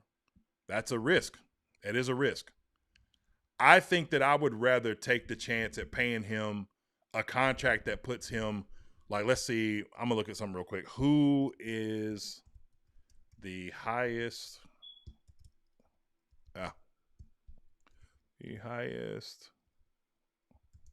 paid QB in the NFL? So currently, Dak Prescott making, average annual value of $60 million after signing a major extension in 2024, 60 per year, right? The market's going to reset at somebody making between 65 and 70. It ain't going to be Bryce, right? Joe Burrow, Josh Allen, Jordan Love, and Trevor Lawrence are tied for second at 55. That's where I think you're going to be with Bryce Young. You're going to be in that 50 to 55 range if you make that decision this year. Now, I can already hear people in the chat without even looking at it. I can hear people, and I can probably even sense you saying it too. Like, you are nuts if you think I'm paying that kid $55 million a year. Okay, cool. You might be right. But let me tell you this. If these numbers that we see here go from 23 to, say, 32, this number stays around here or goes lower to a single digit, and this number jumps up to 8%, right? And that record goes from 8 to 12 wins, well, guess what you're doing now? You're resetting the market because Bryce Young's going to get a max deal. And if he don't get it here, he'll get it somewhere because quarterback is not easy to come by, right? So in my opinion, I would rather go ahead and take care of that now than to kick the can down the road when you will have to potentially pay a Icky Ekwonu, or you decide to go out and get another big-time free agent. Now, the good news is you got a really young team, so next year, there's not going to be a whole lot of contracts out there. But if Icky comes back healthy, Icky is a contract that'll be out there, right? So that considered, would you potentially change your mind?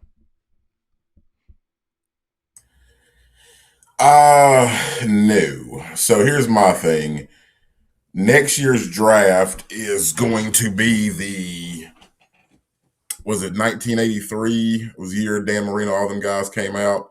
Next year is going to be one of those drafts. I think this year is going to be one of those Cam Newton drafts where you've got one, maybe two quarterbacks. Yeah, and then the rest is going to be a lot of, I mean, I don't want to put that kind of pressure on those kind of guys. Say it's like Von Miller and those type of guys, but you got a lot of athletic freaks coming out on defense. Mm-hmm. So I'm a GM. I'm hedging my bets. I let him play out his 4th year. Any regression, any of that kind of stuff, I pick up the 5th year option for whatever it is. I draft me a quarterback. If you have next year and he does well, you can still pick up the option and then you can still re-sign him. You have all those options available to you. And you have the franchise tag too. That's another thing. Well, you have the franchise tag after you pick up his option. So you could pick up his option. So that'd mean 2 more years, plus you could pick up the franchise tag if somehow in the next 2 years you couldn't come up with a deal. Mm-hmm. And between me and you, I feel like Bryce is not the guy that's going to hold out. I just don't.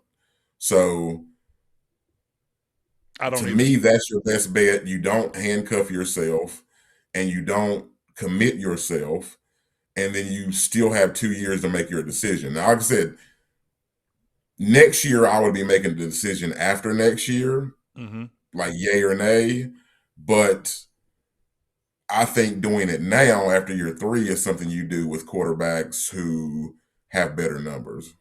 Right, and that's what. And then look, PSY Burn 21 said it. He's got it's. This is not so much about Bryce's ability. The NFL has a market cap, like a rate for a specific reason. He's gonna get what the market dictates, right? So if he does sign in this offseason, if they decide to go ahead and pull the trigger and make that decision, it's gonna make a lot of people mad because he is gonna get $55 million a year. He's gonna be in that second rung of quarterbacks. He's not gonna be the max guy. Somebody else is going to come along and sign that max contract in this offseason, right? Or next offseason, right? Because you got guys that some deals will be up.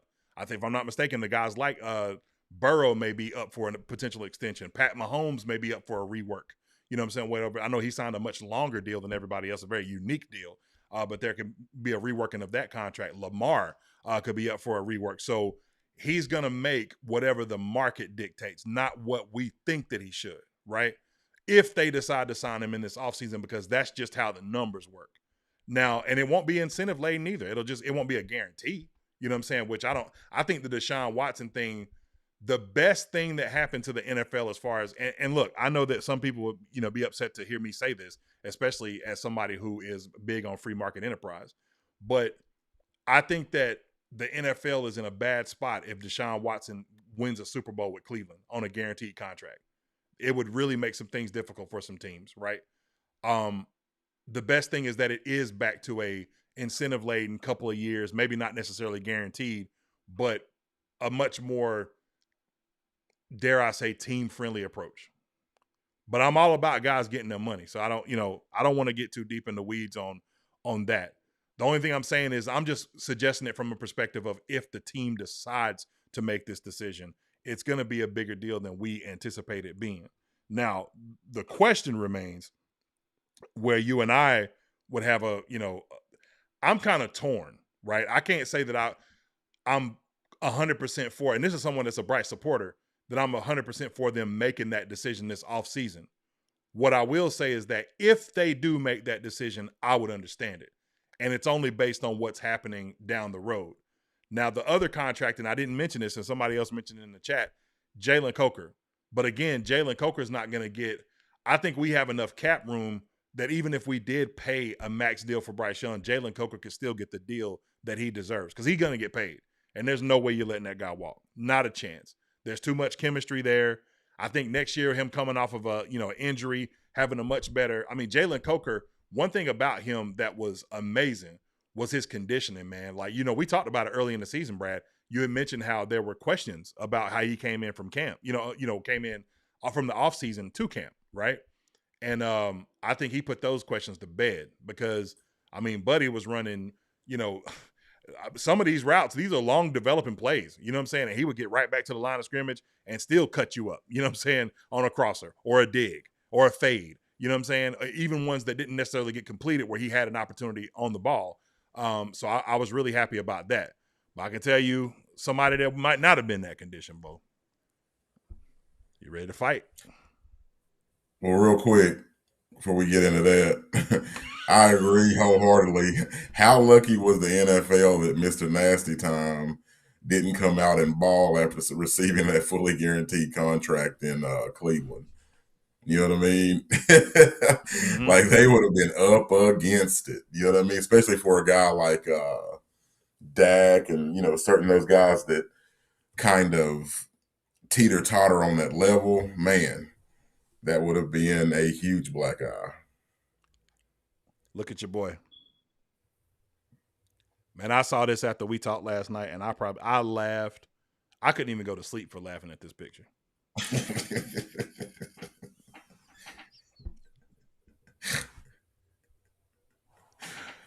Ooh, Lord. Go ahead. What is the deal? What are we? it's whatever. I'm just saying you Don't table get, it up, man. don't get no cold feet now. You table it up Don't get no because cold what feet now. what we're looking at here, I mean, is a pass that was thrown behind and was thrown low. And hey, and I mean that's just all it is to that play. I mean, you know what I'm saying? Hey, if you'd have thrown that out in front of him, maybe he could have got the same kind of game that my man Coker got just a couple quarters later. You know what I'm saying? It's just, hey, it be like that. Don't get no cold feet now, boy. But hey, look, man. No, I'm saying you tee it up how you want to talk about it, but hey, I got takes for days on that. All right. Shout out to XL, man. See, hey, there it is right there. Like you were saying, bro rode a horse before the game. He did not ride a horse to the game. That was some nonsense. Shout out to XL, man. Hey, look, I'm going to say this again, man. I'm going to take my glasses off now because they're starting to like cloud my judgment.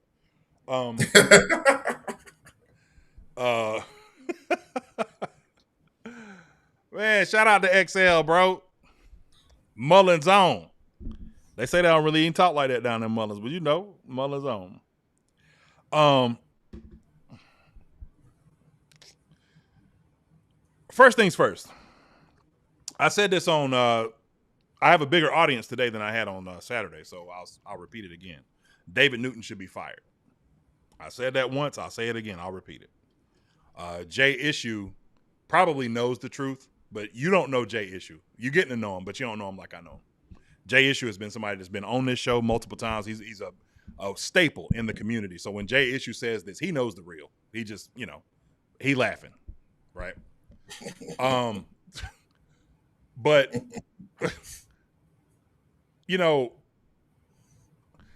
if a guy is already getting piled on, I remember this happening, and I've said this on the show quite a few times.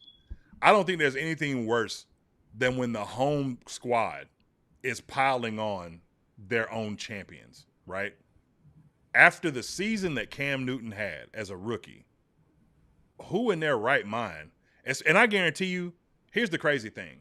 Somewhere in the sea of people that existed in that stadium when Cam Newton was beating that drum and people were screaming for him and all that kind of stuff was probably that wankster that drew the cartoon of Cam Newton opening his chest with the Hello Kitty in the middle, because that was on the Charlotte Observer, right? Mm-hmm. I cannot stand friendly fire. These guys work hard. They're feeling like it's different when it comes from the community, man. And the reason it is because these guys do things inside the community that help enable and enrich the community. They're philanthropic. Leave all the stuff that like this, leave that outside the community. Leave it to the content creators. Leave it to the people that aren't in Charlotte or that don't write and have and are not in your face. Because guess what happens when David Newton shows up in the locker room and Xavier Legette pulls an A.J. Brown from last night? Man, he wouldn't even talk to the media. What does this defense need to do to improve the pass rush? Wait, what? Improve it. I'm not trying to ask loaded questions. I feel you. I wouldn't talk. Thank you. The point is it's like I was saying. If he pulls an A.J. Brown, what are they going to say? Oh, he wouldn't talk to the media. You know what I'm saying? Well, why would I when you just put me – I just had one of the worst games of my career on a national stage. Everybody got to see it. So after the fact, like, yeah, there's a lot of celebration going on for what we almost did, but nobody cares about that, the delayed pass. All they see is one target for 8 yards. Because if they did care, you wouldn't see memes like this. This is most of the story. Most of the story is not, man, Bryce Young missed Xavier Legette again or whatever. It's mostly this. So on top of that, now I got to look you in the face when you coming up to ask me questions after the fact. And you know how David Newton is when he get in the press conferences and the kind of nut questions that he asks, right? Is he going to try to come to you and say, hey, man, I started a firestorm about you earlier riding a horse into the stadium? Even though, could you argue with what he said, not necessarily meaning that Xavier Legette was riding a horse? Yes, you could. But when you pair it with a video and insinuation, and you know we have people in the world, and I say this respectfully, comprehension is not a huge thing with everybody, right? just like self-awareness isn't. It's the reason why you it's the reason why you see people do nut stuff with the camera on, right? So we don't live in the most self-aware world. Of course, people are going to look at that and be like, Xavier Legette really rode a horse into the stadium? Is he crazy? And that's exactly what happened. So you got what you wanted. And it was gross. It was nasty. And you need to be fired over it. This should have happened a long time ago. Because it was terrible. Whether it's an article, you got Bryce Young. Look, I get it. People don't like the stat. The stat is real, though. You might not like it, but it's a real thing. 6 this season, 1 shy of franchise record. We're talking about game-winning drives. Where's the asterisk? Did he cheat? Is something going to come out to suggest that there were videos kind of telling him the plays of the defensive calls from the guys on the sideline of the other team? How is it an asterisk if you're in the opportunity to win the game on the last drive? We look at a guy like Tom Brady, who at one point in his career was a dink and dunk guy, for most of his career, actually. And he's got a ton of game-winning drives. Peyton Manning got a ton of game-winning drives. You know, he led the league in interceptions as a rookie. Nobody seems to care about that. But for some reason, from a homegrown perspective, we look at Bryce Young and his situation and say, oh, yeah, there's an asterisk. What's the asterisk? They weren't blowing teams out? I don't get it. So to me, for you to be and to do the kind of things that you're doing to target people, this put a really weird Xavier Legette in a really weird spot. When he has to do these exit interviews and stuff like that, the thing you said about his mom and dad earlier this year, when knowing that his parents passed away years ago, man, get this dude out of here. Fire him. Get him out of here. This community is starting to turn in a different direction. You got people like Scott Fowler, Joe Person, Mike Kay, all these people having to come out here and explain away this dumbass for saying what he said publicly about Xavier Legette riding a horse in. People, hey man, it's fake news. It's not real. But guess what? It was already too late. The firestorm has started. It was way too late. Get him out of here, dog. Get him out of here. That's the only cape I'm going to give Xavier Legette today before we, get to it. But yeah, get him out of here. Yeah, as I say, man, I mean, it's one of them stats that people say and people don't like to hear. You really, can't measure it fully, but the stat of 80% of the population having a 80 or lower IQ score, it seems to ring true in a lot of different things because people they'll jump on that bandwagon, and the first thing they see, I mean, everyone knows this. It is harder to explain away the first image, the first conclusion, the first any kind of bit of information. That's why people rush to get out there first and put their information out first, because it's harder to redact from that and to come back from that and to draw different conclusions than it is to come with the explanations. I mean, you're explaining this morning, and people are like, "Oh man, he really didn't ride the horse," because it looked. I mean, it was from far enough away. It was dark-skinned black men, and it was like, "Hey, was that him? Was that him? What kind of nonsense would that be? What a publicity stunt!" You know what I mean? And we are now explaining it away that that's not what happened. So at all. It is. It was a very, very easy thing to jump on. And same thing as far as, the Cam and the Hello Kitty thing. Like, while Cam was balling, they wouldn't draw in those cartoons. Nope. And then we had a couple of bad games. Cam had a couple of, so-so games. And then all of a sudden, I like to pretend I got a Superman. You know what I mean? And it's like, oh, that was all in good fun. Really? So, yeah, you can't explain that kind of stuff away. And I, for one, have been, wanting him to be gone since '92. I know, like, ESPN picked him up, but it really is a throwaway, just reporter spot that we have that this guy occupies year after year. Nobody deals with him. Nobody operates. And you see in his stories how few actual quotes it is from players. I mean, he's just a bum. And like I said, I mean, you can do this in small market stuff. His ass would have been gone in New York or Dallas or Miami or somewhere. He would have been gone. So Hey, Rare Gamer said it. John knows about how hard it is to redact a post like that. I do. I was guilty. I'm one of them. Earlier this year, Smitty's, what was his comment? Fair weather fans or weak ass city that he said? Where do you think that came from? That came from a firestorm I started recording a clip on TV. If I hadn't put that out there, people probably wouldn't even cared about Xavier Leggett dragging, you know what, to the line of scrimmage going into the half. So yeah, I came out and I apologized about it. But by the time I realized the damage that I had done, it was done. And that's what I'm saying. Like, so yeah, David Newton might have came out and apologized, but like, this isn't a regular occurrence for me. I don't go around like intentionally doing this kind of stuff to stoke a fire. If you want to argue that I do, then yeah, get me out of here too. Right? But yeah, I got no problems calling, look, get him out of here. That period, point blank. But now we're going to circle the wagon. Now we're going to talk about your boy. Let's go back to this picture. Zoom in just a little bit more. Zoom in. We gave him his flowers, Brad.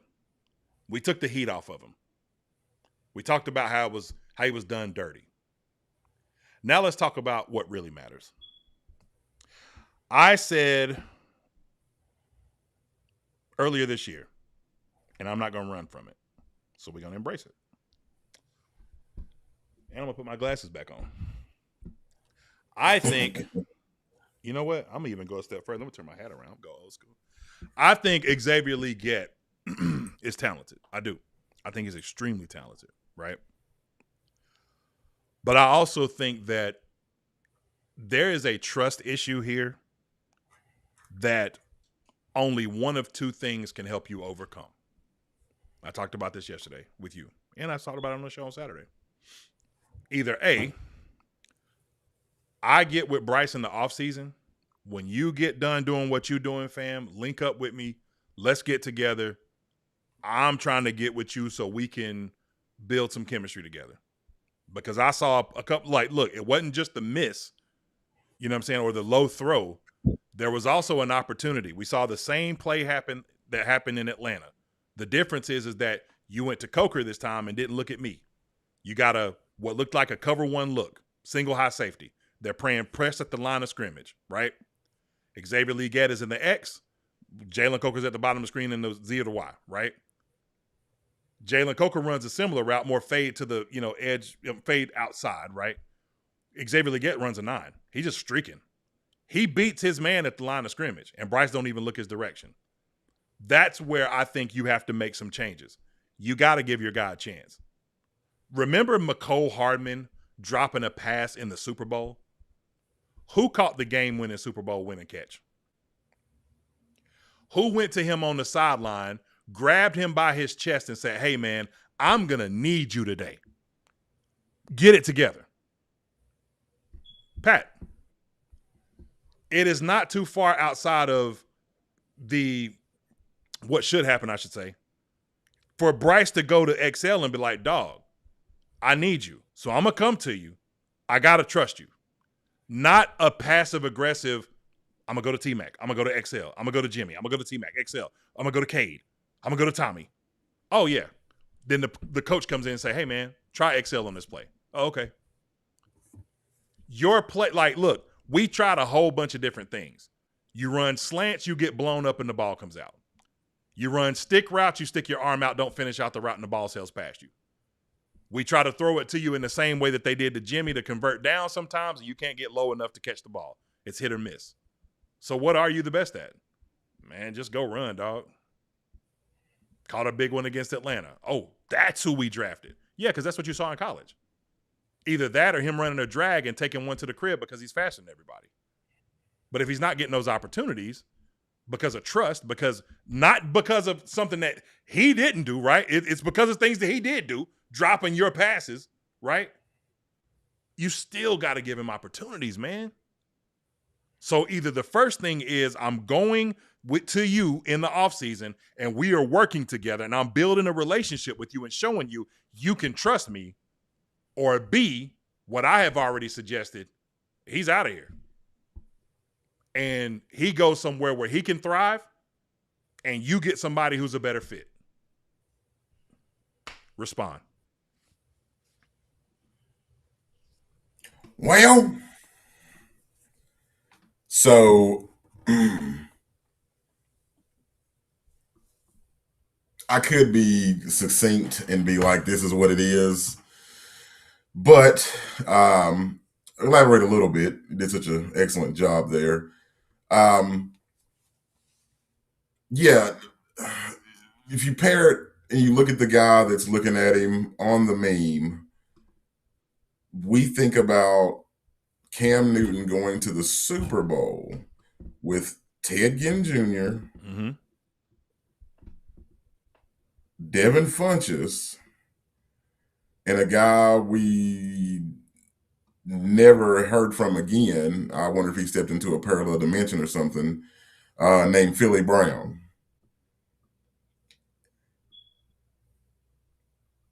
You could not swing your coverage. You could not isolate a certain guy without all of these other people being an option.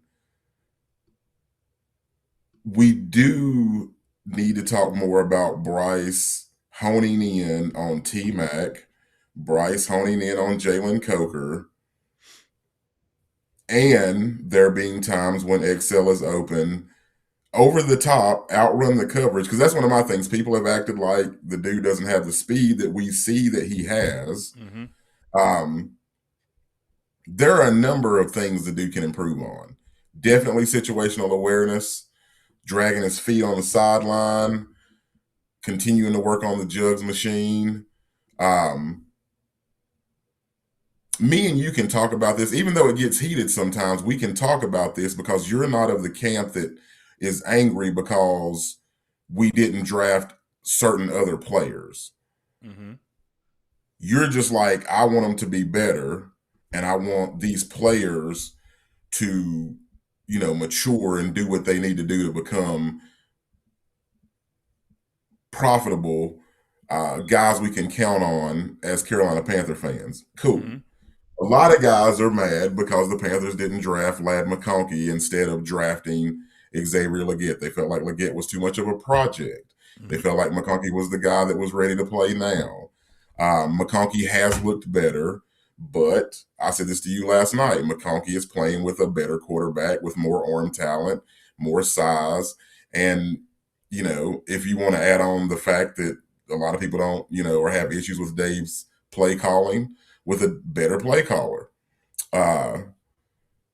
But I feel like the kid has talent. I feel like he's a first-round pick, like we were saying with Bryce, moving on from a first-round pick so quickly, to me, is nonsense, especially when we've seen when there were games this year and last year with Andy Dalton playing, this year, when it wasn't just a game of 180, 200 yards passing where you don't have the yards cannibalized by T-Mac and the running backs on swing patterns, the guy actually ate. Mm-hmm. Second of all, I'm with you. He does need to get with Bryce, establish some more continuity, because Jalen Coker did work out with Bryce. When we see the pictures, when we see them all working out together, Jalen was there in some. The ones he went were the ones where he was back in Charlotte working out, working on his fitness, like Fergie said. And I'll finish with this. Steve Reed of the Associated Press said Dave Canales said Jalen Coker and Tedawar McMillan have first opportunity to be starters next season. Yep. He also said 1 and 2. that That's right. Xavier Legette needs to continue to work on connection with Bryce Young. Finishing with, Dave Canales said he has full confidence in Legette having a bounce back season. You know what that says to me? I feel like, yeah, get your stuff off. since I'm finishing my rebuttal here, Go ahead. is they're going to bring the dude back because they still got him on his cheap rookie contract, and they're going to continue to try to develop him and hope that they can get this speed, this size, and this athletic ability to mesh with their current quarterback and their current system, instead of doing the short-sighted thing of moving on in the off season and wasting that pick. I'm done.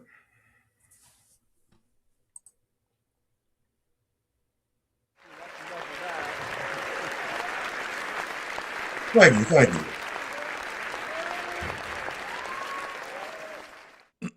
You want to know my response to that? What's up? What you got, bro? With the 19th pick, the Panthers select Makai Lemon.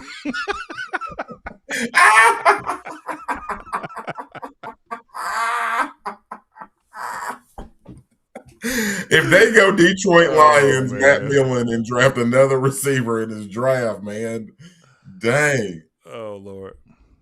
He said, Nah. dun, dun, dun. I don't, I can't push back on much of what you said. I know some people. You know you can't. Some people pushing back on the Ladd decision, but even that, I mean, they love hey, look, McCombs. let me tell you something. Them conversations out in LA, they getting ready to get real loud. They gonna get real loud. They starting to get loud today, and they should. They were that Greg Roman stuff. They was like, hey. Mm-hmm. I mean, they looked pitiful. That conversation getting real, real loud. Yeah, and it should, right? Anyway, I wouldn't be mad at them giving Xavier Leggett another year, but I do think that what he is in this offense looks entirely different next year, especially depending on what we see. I won't be fooled by OTAs. I won't be fooled by minicamp. I won't be fooled by, a crossing route that he takes to the house at FanFest. I won't be fooled by that. Right? That did have you hype. Yeah. Because that is akin to, that's what Smitty saw to make him come out of his mouth and say that Terrace Marshall was going to take some jobs. That didn't happen. You see what I'm saying? Like, right. Mingo the same, right? And sometimes, hey, look, these guys' confidence, man. With Mingo, there was early in Mingo's career on a Monday night. It was, I want to say going into half. Bryce overshot him. I mean, he had him. I mean, Mingo just blew the doors off of the DB. And he would have walked in the end zone. Could have backflipped into it if he wanted to. When you don't get a lot of opportunities and the ones that you do get result in that, then it can rattle guys' confidence. It makes you turn into one or two type of people. Some people can overcome it, and those are the ones that end up becoming great, right? Or at least serviceable. Even if their talent is not necessarily immense, they become great and they become long-time pros. That's where you get your, Adam Thielen's but Adam Thielen's really good. That's probably not the best example. Chris Godwin. I would say that's where you get your Chris Godwins and, guys that are like, right, that aren't the number one receiver, might not even necessarily be the number two, but are guys that kind of fluctuate between that 2, 3, and maybe even 4 spot. David Moore is a great example of that. When my opportunities come, can I capitalize? Sometimes yes, sometimes no, but I'm always available. I'm this. You need some guys that are like this. AJ is this. You know what I'm saying? But his talent is unbelievable. But he is a head case, right? So you kind of do need that. The other side of that, though, is a loss of confidence. And I feel like that's where we are with XL. I really do believe it's just a confidence thing. He doesn't get a ton of opportunities. But sometimes when he does get opportunities, and look, here's the thing. If this was just as simple, because people that ride for their guys can sometimes have a biased view. I hear this very often, Brad. Go look at the All-22 and look at how often he's missed. You might not be wrong, but I'll tell you this. If it was as simple as him being missed, he would not have gone from 90% of the offensive snaps down to 31% of the offensive snaps, down to not even being on the field when they're driving to potentially win the game. In a playoff game, your first round pick that you moved up for, right? You opted for Jimmy over XL. That tells you all you need to know. It's what they think and what they're seeing. It's not as simple as him being missed. Because all these guys have been missed. Jalen Coker was missed a few times. T-Mac was missed a few times. They're telling you by the production. Earlier this year, we had this argument about Chuba and Rico. They're telling you by the number of snaps. And then they turned right back around and did it again at the end of the season with Rico's what? What was it? Let's look and see. 5 carries for 5 9 carries yards. for 9 yards. And Chuba's 13. Boy, how those tables turn. So they'll tell you what they're thinking by what they put out there on the field, the production. They'll show you, hey, this is where you're going to be in these moments. And if you're not there, then look, that thing with Dave Canales, you can basically call that a smokescreen. Ejiro Evero, we talked about this earlier. Jay Issue asked me, he said, have y'all talked about Ejiro? I saw him in the chat. Yes, we did, but I'll give you this one nugget that we talked about from earlier that I didn't finish on. I don't think it's just Rooney's obligation as to the reason why Ejiro Evero has gotten interviewed by 2 different, we know, and potentially 3 different teams. Miss Douglas said that there's 8 different spots, right? I don't know if that's entirely true. I know there's quite a few. There's Arizona, there's Miami, there's Baltimore, there's the Falcons. You know, that's 5 that we have right there off the top. So is it outside of the realm of possibility that EJ might get one of those gigs? You got a lot of people vying for you. Vic Fangio loves you. You know what I'm saying? You're one of his proteges. So you'll have a good resume and some great references. So it wouldn't surprise me if he got a job. So to say like, yeah, we signed this contract, he's my DC next year, that's just Dave talking. Dave do be just talking sometimes.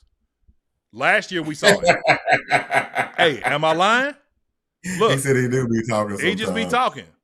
Well, everybody for the most part, especially you, like Dave has got to answer questions by reporters immediately after the game. Then he's got to do a press conference. Then he does the show, what you said, I think it was on Wednesdays.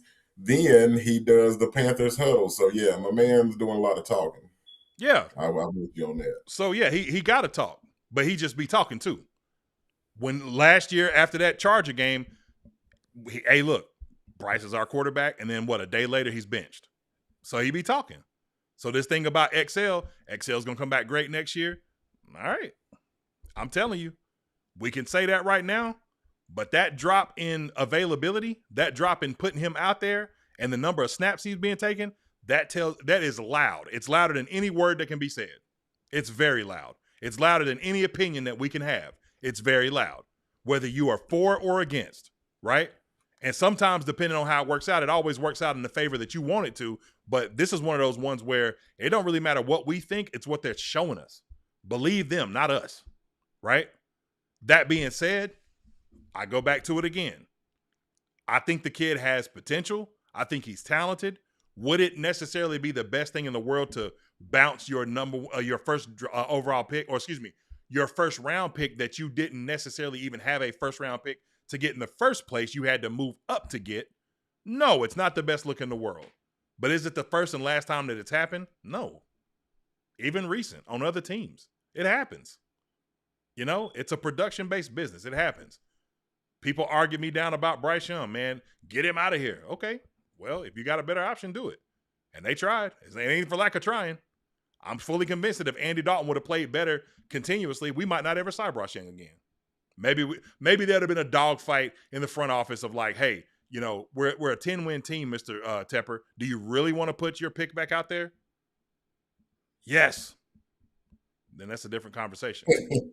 But I think you got to sink or swim with the guys, for the most part, with the guys you've drafted. I mean, you do have your, Kadarius Tonys. You do have certain guys who are gone, even, I'm going to say to their first year, C.J. Henderson, I mean, in Jacksonville, and then he comes to us, and now he's in Atlanta, and he's starting again, first-round pick. But, I mean, just my thing is, miss me with this, the whole Bryce is not above reproach nonsense. You know what I'm saying? That's not you. Like, that's a lot of different people that I've seen online. I mean, and like, he's like, you keep talking about Bryce's throws, but XL this and XL that. And I'm like, listen, Bryce missed on like 6 or 7 throws Saturday. Is that just a thing we're not going to talk about? On top of missing 7 throws, you think about the fact that we're only throwing the ball 20, 25 times a game when we're playing this foxball nonsense of running the ball, throw it when you've got to, throw it when you have to. And there are, like you said, there are limited opportunities. I can sit back and say, like, hey, the kid's not making the most of the opportunities. I mean, you look at Saturday, overthrown in the corner of the end zone, got turned around on the first pass, but that's one of those things where I didn't get the penalty thrown, but it's one of those things where you're 6'2", 225 pounds. Stop letting little DBs turn you all the way around. That's something you can get better at. But the third down pass that was behind him and low, that's not something he can do anything about. That's what the part of the meme that you're showing. A pass that was low and slow behind him, and people are like, oh, you're talking about Bryce's throws. Yeah, I'm going to keep talking about it. That pass right there, that was behind him, and it was low. If you throw that in front of him, like you did against with Coker, a quarter later, he could be running just like Coker was running for a 40-yard pass. And people can look directly at that and be like, oh, no, I don't want you to talk about Bryce's passes. It's whatever. But, I mean, as a Panthers fan, I am saying that in the vein of I want Bryce to get better, and I want Xavier Legette to get better. I want my team to not be wasting first-round picks on players and moving on. So that's where I'm coming from. Like, sometimes it's framed as he's my guy or that kind of thing, but there were a lot of plays Saturday that we should have made. Chuba, Bryce, that swing pass, they were like, well, man, Bryce has got to get it out there. Like, man, Chuba's got to catch that. Mm-hmm. You know what I'm saying? And if he catches that, it's first down on the other side of their 50 because no one was over there. He might have took it to the house. He had blockers in front of him. But I think about the third down where he overthrows Coker, the second down where he overthrows T-Mac up the sideline. Those are plays we got to hit on. Yeah. And so if we're going to take all of that into account, it's not just him who can get better. And so my hope is that with a first-round pick and a trade-up at that, it's a guy we give at least another season to get it together.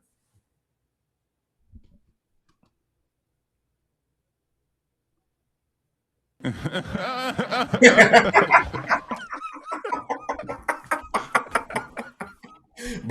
man. All right. Where we going next, bro? Thoughts on the season, man? What's your overall thoughts on how the season shaped out?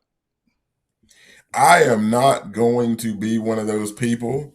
One of my homeboys I used to watch every game with put something. He's got something where he calls the Panthers the Canthers. He's been very, very angry since Tepper bought the team, and we've been struggling. And so it's one of those, we backed into the play. I don't care about any of that. We are division champs. We made the playoffs. It will make a slight difference in who we play next year because we're going to be playing all first place teams. But I'm very happy that we drug ourselves to the finish line. We were very competitive in almost every game. Like I say, the Bills game, the Jacksonville game. I mean, we were competitive all season. We beat some very good teams. And our defense rose from, like I said, 35th to 16th, 15th overall, middle of the pack. We still got some things we've got to add, but everybody matured. I mean, it was a great year in the fact that we are in a continuous rebuild. It seems like we've been in it forever, but we are in a rebuild that I kind of think I kind of give credence to it kind of starting over when we get Dan Morgan as our full-time, GM, and we're ahead of schedule. Yeah. I mean, we were not a team that the odds were plus 1,200 on us to win the division. I mean, if you spend $200 on that, you can make over $4,000. So, I mean, we really are ahead of schedule, and we, in a league that's got 7-8 coaching openings, we have our coach. We have confidence in him going forward. We still tentatively could have our quarterback of the future forever, or for the foreseeable future. We have a very, very, very group of second-year players. There are going to be second-year players next year in Scorton, Princely, Lathan Ransom. And it was overall a season that I'm glad that, we started this Mint Street stuff and, got a chance to get out here and talk about it and kind of just, feed off of this energy because it's been 10 years. Yep. I mean, 2017 we went to the playoffs, but 10 years since we won a division. Yeah. Yeah. You know what I'm saying? And 8 years since we went to the playoffs. And you talked about it the other day about, the Seahawks and their kind of ascension through, I mean, of course they ran all over the Saints that year, but the fact of finding an identity, becoming that team, getting better. I mean, 5 wins, 8 wins. It's kind of the same thing that happened with Detroit. And so my hope is next year with this base, with this firm foundation, we can take that next step up and become a team that is consistently competitive and a team that can turn some of those close L's this year into W's and beat some more of those elite teams. I think that's on the horizon. I do. I think all that was very well said. I want to read a couple of super chats that were sent in while we were ranting about your hero. The first one was from Joe Clarity. He says, after Saturday, can we stop limiting passes to 20 to 25 a game? That alone would give XML. I'm gonna stop. XL more opportunities. Well, I mean, they threw the ball 40 times Saturday. I don't know if you mean 20, 25, like as far as yards down the field or whatever, but as far as attempts are concerned, there were 40 passes thrown. So a lot of opportunities there. Like I said, I think that, you had mentioned, Brad, just to circle back to this, and I'm not going to stay on this, but you talked about, it can't be undersold, the misses, that were there. True indeed, right? But even when those misses happen, it still resulted in 2 other receivers, one having over 100, the other one having almost 100 yards. It's a trust thing. You got to go back to the guy. It definitely, and when you talked about that one play, I like that illuminates the trust between them two are not there. Yeah, I mean, that's his play. Like the last time, okay, we've seen that 3 times since it happened. Saturday was the 3rd. We've seen it 3 times since it happened in Atlanta, right? The first time we saw it, it was against Atlanta. He released to the outside, and he went just streaked up the sideline. Caught an amazing pass. Did the thing that he didn't do last year that probably would not have even gotten T-Mac drafted had he made that play. But we are where we are, and I'm glad things shaped out the way that they did. We saw it a second time against Tampa, but this time he released to the inside and he ran a post, but Bryce didn't look his direction, right? And then we saw it again Saturday where he again, with single high coverage, released to the outside and he had beat his man. Now he didn't he wasn't like completely separated from him, but it was a pretty substantial separation, right? And Bryce didn't look that way because the read was predetermined. But we've seen that look, when Bryce hit Coker on the crossing route in Atlanta, Jimmy was wide open and would have just sprinted to the end zone, right? And he wasn't looking his direction because it wasn't predetermined for him. So I kind of know where I'm going with the ball based on, and it's not as if Bryce doesn't go full reads, but trust comes in when you can look at his helmet stripe and see like he's going a lot of times complete read everywhere, not just one and done, right?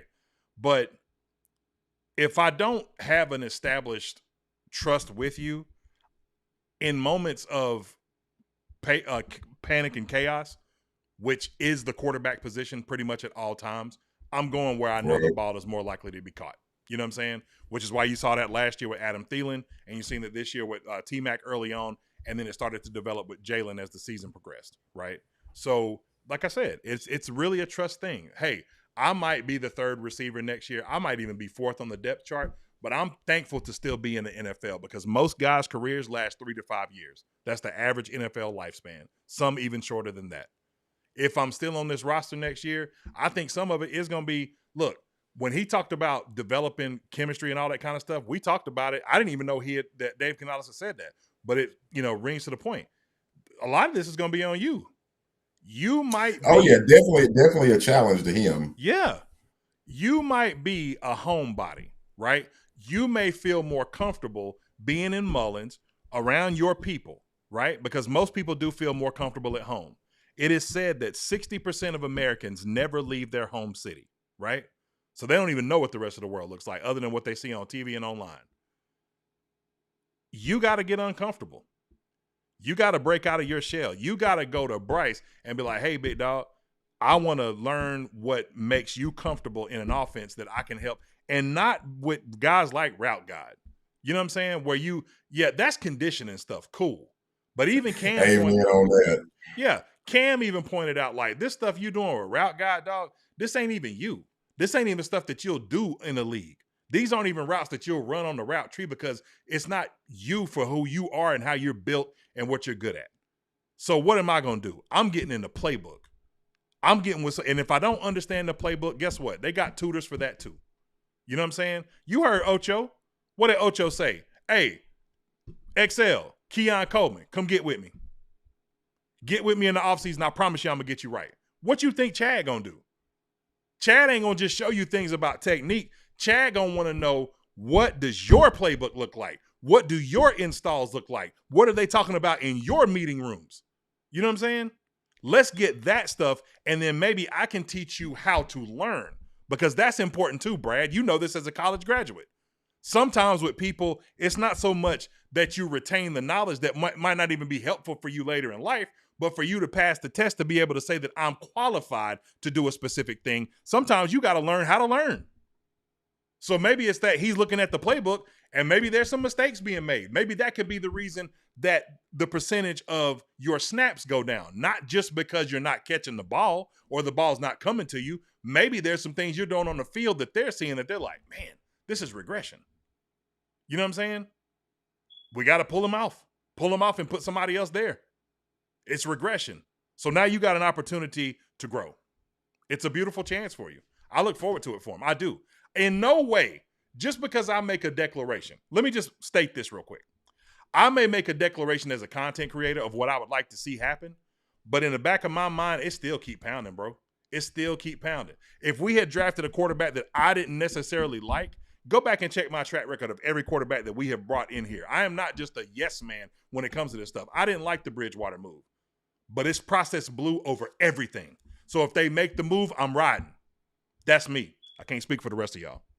Anyway, shout out to my man Double O'Kane for the super chat. He says the offseason priority one should be get the O-line as well as the O-line depth back on track. The cleaner the pocket, the better BY9 plays. I couldn't agree more. Couldn't agree more. You know, me and Double Kane, we don't always agree. That's my guy. Either way. Anyway, I appreciate y'all joining me. We got 181 watching between two platforms, 69 likes. Make sure to smash that like button. If you're not subscribed to the channel, subscribe to the channel. Shout out to my host, Invisible Brad, my co-host, I should say. One of the best in the business. And, man, my quick thoughts on the season, it was a success. That's it. Nothing more, nothing less. It's pretty easy. You went from 2 wins to 5 wins to 8 wins in a 3-year span with the guy that you drafted to be under center. Your coach that you brought in, you went from 5 wins to 8 wins with. You made the playoffs. I don't care how you got there. I said it Saturday. The Carolina Panthers have always backdoored their way into success. It hasn't been the normal for us to be the number 1 seed and all that kind of stuff. When we've had our best seasons, it's usually we're anywhere between 2 and 5 in seeding. Backdooring our way to success. Down the stretch. Go from 1 and 3 to a 12-win team. Backdooring our way into success. Go from to a 7-8-1 team. Got into the playoffs, won a playoff game. Backdoored our way into success. Then we kicked that thing open. 15-1. Then we went back to 6-10 and then backdoored our way to 11-5. One of the greatest comebacks in, not just Panther history, in NFL history, what Cam Newton was able to do in Philadelphia down 17-0. That was tied this year when Bryce and company did it against the Miami Dolphins earlier this year, right? Backdooring our way into success. That's kind of been our thing. What we would like to see moving forward is consistently getting to success. And I think we're on the horizon of that. And I really believe in my heart that, look, it is not lost on me that being down 14-0 and having every eye that has ever meant anything in Panther history looking at you, asking you, without even asking you, what y'all gonna do about it, was part of the antithesis that created the momentum. I sound like Stephen A.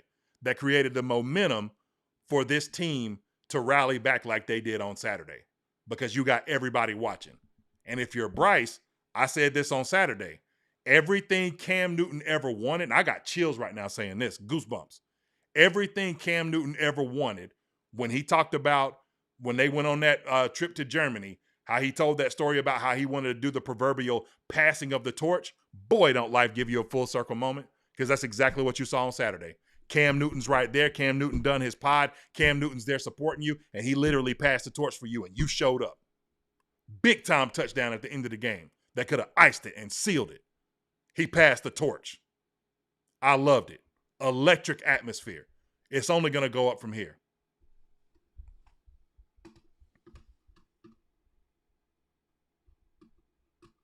Thoughts? Yeah, just I one thing I really did like, because that's another thing. You, like I said, you make one thought or one argument per se per thing, people will think, you lean towards one way or the other. But I really do want to also commend Bryce. We talked about how Dave was wanting Bryce to get the ball out in under 2.7 seconds. And how, maybe that was a strain and maybe that was an issue. And we talk about the maturation and the getting better. Dude, Saturday, he completed 10 of 15 passes for 73 yards in a TUD when his throw time was under 2.5 seconds. I always go back to Sean Payton, and a guy that, we compare because of stature more so than actual accolades, but we compare him to Drew Brees. Drew Brees was short. He didn't have the biggest arm. And Sean Payton was like, get the ball out. Let's do timing stuff. If that's something we can get under control and get to become a regularity, we're going to be hard to deal with in the future. Very tough. Very, very tough. Yes. And look, it's not lost on me. I heard this about Jalen Hurts. I've said this on the show earlier this year. I know I always preface my comments sometimes by saying I said this, but I repeat myself a lot. And I want to make sure that y'all know that it's not because I'm losing it up top. I'm not on some Biden stuff. Biden come up there. Hey, folks, come on. The Carolina Panthers, come on. It's not that. But that being said, Jalen Hurts. Peyton Manning became a de facto mentor to him. And it wasn't because Peyton reached out. It's not like they're two different quarterbacks. They couldn't be more different, right? It's because Jalen continuously sought after Peyton. I would love to hear a story about Bryce Young going to who else other than Drew that understands your plight to say, hey, here's what I would love. And maybe someone can appeal to Drew to do this. Even though he probably won't, because Drew might have called the game, but Drew's still a Saint, so Drew kind of probably ain't trying to. What M'Baku say? I will not help you. I will not help you. But if he decides to, I would love for a clip of those handful of plays that we talked about from the Atlanta game, where you can watch Bryce's feet and see how beautiful in rhythm. I mean, it was poetry in motion, man. Him marrying his feet to routes, and he's got the arm strength to do it. I mean, that's clear. He threw a ball in the Dallas game, a touchdown to T-Mac. I mean, it's one of the more beautiful balls that you'll see anybody throw. Any quarterback across the league, right? Sorry, I'm so sorry, man. I seen Fayette Nom over here say Bryce ain't missed shit. He played great. He was 21 of 40, man. He missed 19 passes, man. Look at the stats before you comment. Shut the hell up. Moving on. Sorry. But I had to address that. That's kind of stuff gets on my nerves. People are like, man, I'm gonna comment. I'm gonna comment a lot. I'm gonna use exclamation marks, and I'm gonna know nothing about what I'm talking about. Like I said, I'm not completely just crapping on Bryce. He did play good. He did give us a chance to win. I want him to get better. He's our quarterback. I support him. But cut it out. Start your live stream and say a bunch of stuff about stats that you don't look at, and we'll see how many support. Forgive me, John. Not all thoughts expressed by the One Carolina show are so. Refer to the tag, man. Refer to the tag. Vietnam, he a day one. So I'll let y'all have it. Y'all can hash it out. Like both of y'all my guys. I'll just say that. But back to my rant. I would love to see Drew get with Bryce and or Bryce pick Drew's brain, on what he can do to improve from that perspective, because that's the next step. The next step is consistency and footwork, because it's going to be very difficult for him to do. I'm going to be honest with you, because Bryce makes some off-platform throws. I mean, my man literally looked like he was getting ready to do Indian stance, on the ground when he threw one ball to Coker where his feet were completely crossed and he jumped in the air to throw it. And I was like, what in the world is this? Like, but somehow he makes it work. That just may be one of those things that, hey, you find a dynamic piece that understands, how to find spots in the zone, and, maybe he can get by doing that stuff continuously for a whole career, and be successful, but it does suck to have to continuously go through. Let me just say this. All right, let me stop for a second. This idea that we're running through receivers. Can you tell me what production DJ Chark has had this year? Or how about Laviska Shenault? Man, somebody asked Marshawn Lynch, or telling Marshawn Lynch his name. He said, Laviscus? That's his name for real? For real, cuz? For real, cuz? That nigga named Laviscus? Some kind of fish. Yeah. Gefilte fish? You know what I'm saying? But no, seriously. Where's Terrace Marshall? He's a free agent. Did you see him last night? How about Jonathan Mingo? Anybody seen him around? You know what I'm saying? So these receivers that we're quote unquote running through, they ain't the cream of the crop. So could some of these guys maybe make something happen with these receivers? Maybe, but highly unlikely. So we're not just blowing through receivers. So, but you still have to find stuff that makes your young quarterback comfortable. And you'll keep doing it until you don't, right? But all that said, the next iteration in what he does to become successful is going to indeed be the consistency with the footwork. You don't want to take away what he does great, because the moving around is what makes him who he is. But right, you got to be able to, if you can get, Tom Brady said this on a podcast with Shaq. I thought it was a really great point. He said, guys don't really get much better than they are, but you can improve by, say, 10, maybe 15, and the great one's 20%. But that 10 to 20% improvement could be the difference between you being a regular season warrior or you being like a consistent playoff winner, right? Because that little bit of improvement is going to help pull guys up around you, and then they improve as well, right? So one of the stories that's going to start to be about Bryce Young is he a force multiplier? Is he a guy that does make guys better around him? And I still think that is something that remains to be answered.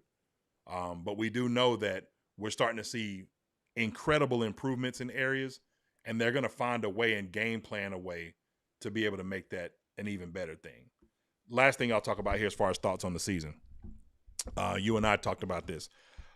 We've kind of gone back and forth, and we may argue about this again. That's fine. I am of the camp that when an opportunity presents itself, right, I think you can change your philosophy and it can help you drastically. I've often argued that guys like Bill Parcells, who had Bill Belichick and Bill Belichick, who had Romeo Crennel and Charlie Weiss and Nick Saban, who's had guys like, Will Muschamp and, you name other, defensive guys, Dabo Swinney having, Brent Venables and, so on and so forth, Tony Elliott. The names just keep piling up. Pete Carroll, your own protege, who had Dan Quinn, who's now a 2-time head coach, who has been a Super Bowl head coach. Didn't win it, but he got there, right? Went to the NFC Championship last year. That's Pete Carroll's direct defensive coordinator. Pete Carroll is known for defense, right? Pete Carroll has built some of the best college defenses we've ever seen. He's built some of the best NFL defenses we've ever seen. But he still had tasks delegated to people to be able to handle certain responsibilities, like calling plays. I understand Dave Canales is probably not going to ever give up play calling.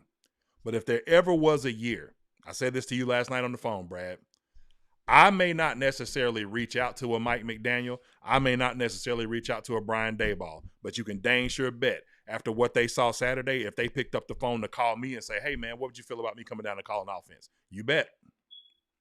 Because if you get one of those two guys here, one of them can help develop Bryce to be even better. One of them can scheme him up to be even better. It's a win-win either way. It would take this offense to the next level.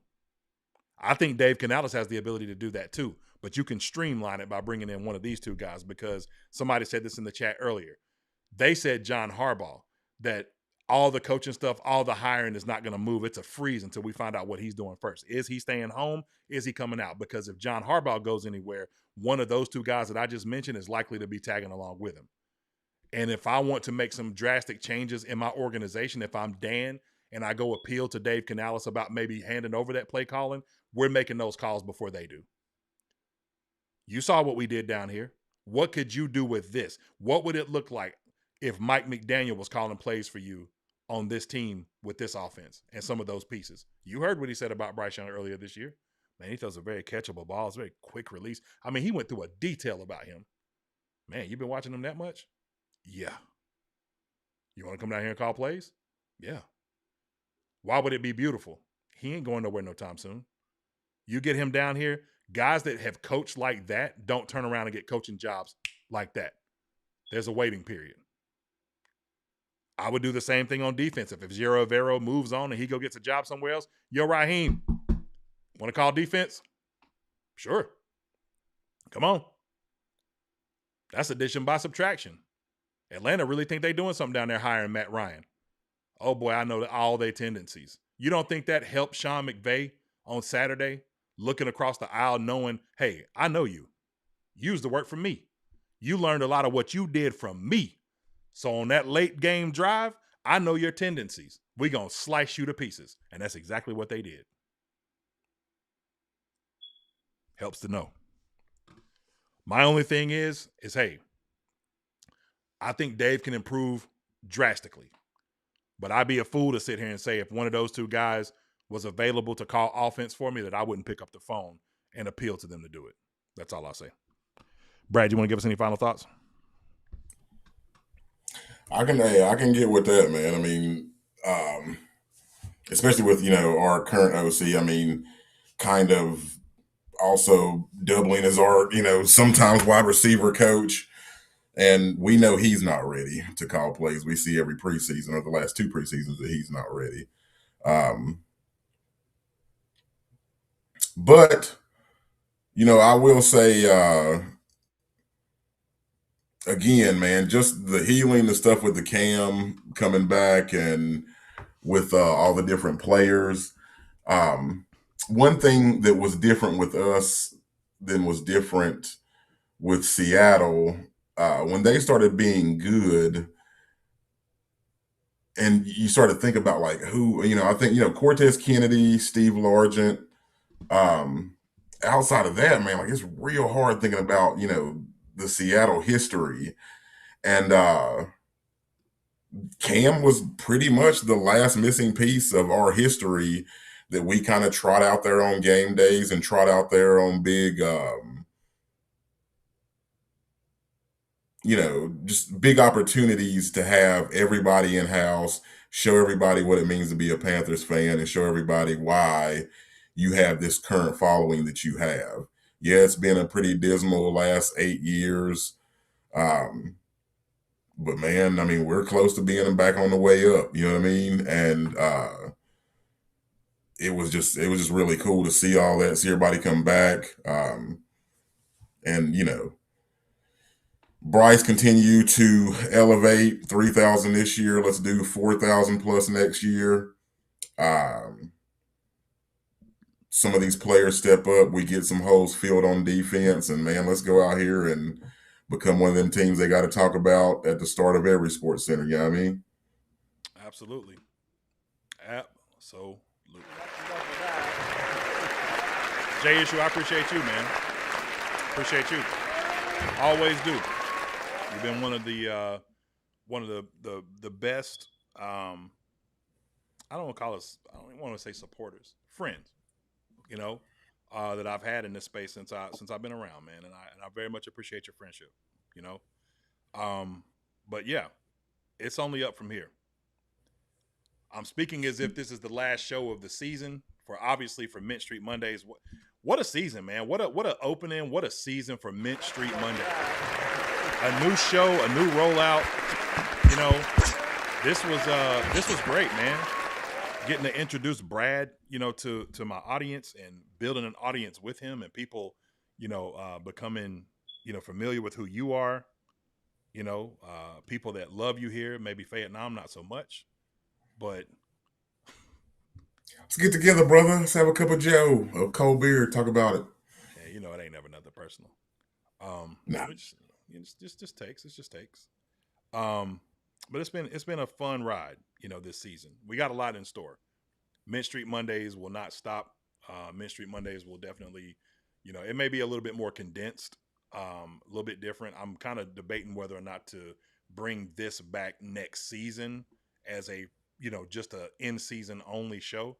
That does not mean Brad goes away. Brad will definitely be here. Brad will be a part of maybe even more, content moving forward.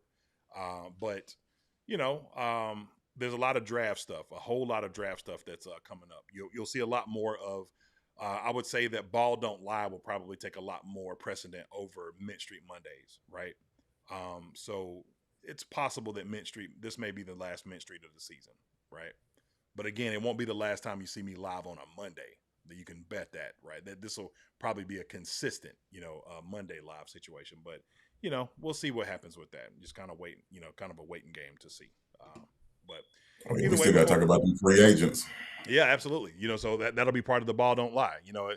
Shaping out the Panthers and creating the next year Panthers and what that looks like. So, yeah, and members, man, we appreciate our channel members. Very much appreciate you guys. If you're not a channel member, consider becoming one today. $1.99 per month. Join the original cats, the OCs. We'll have much more coming up in the off season for the members, giveaways, member only lives and things like that, where we can really, maybe we get Brad and Vietnam on a members only live and let them talk to each other. Yeah, that would be interesting. This is where the healing begins. Indeed. Shaky 8 AN said, we love Brad. Yes, we do. Brad is a must. Brad was a great addition. So this has been fantastic. But anyway, man, I'm getting ready to get off here, man. I had a sizable donation to the channel, and it came from Thomas, I think. Thomas Williams. I'm not sure who Thomas Williams is, but I am very, very much appreciative of Thomas Williams. Thank you so much. All we do is try to create the best content, man, create the, the best atmosphere in the best community. And hopefully we continue to do that and build on that throughout the season, man. So this is going to be really great to develop. And yeah, we'll see you guys again very, very, very, very soon. I'm clicking all kind of buttons, man. I'm adding people. I'm tired, man. I ain't sleeping. Pop for tired, ball. Hey, you done put in a whole season of work, brother. Yeah, man. It's been a lot. Much love, much respect. Appreciate it, man. All right, y'all. I will see y'all very soon. You'll see clips throughout the week, breakdowns of this show throughout the week. And we'll react to any new content, any new news that breaks. But until then, man, we appreciate y'all. Keep pounding.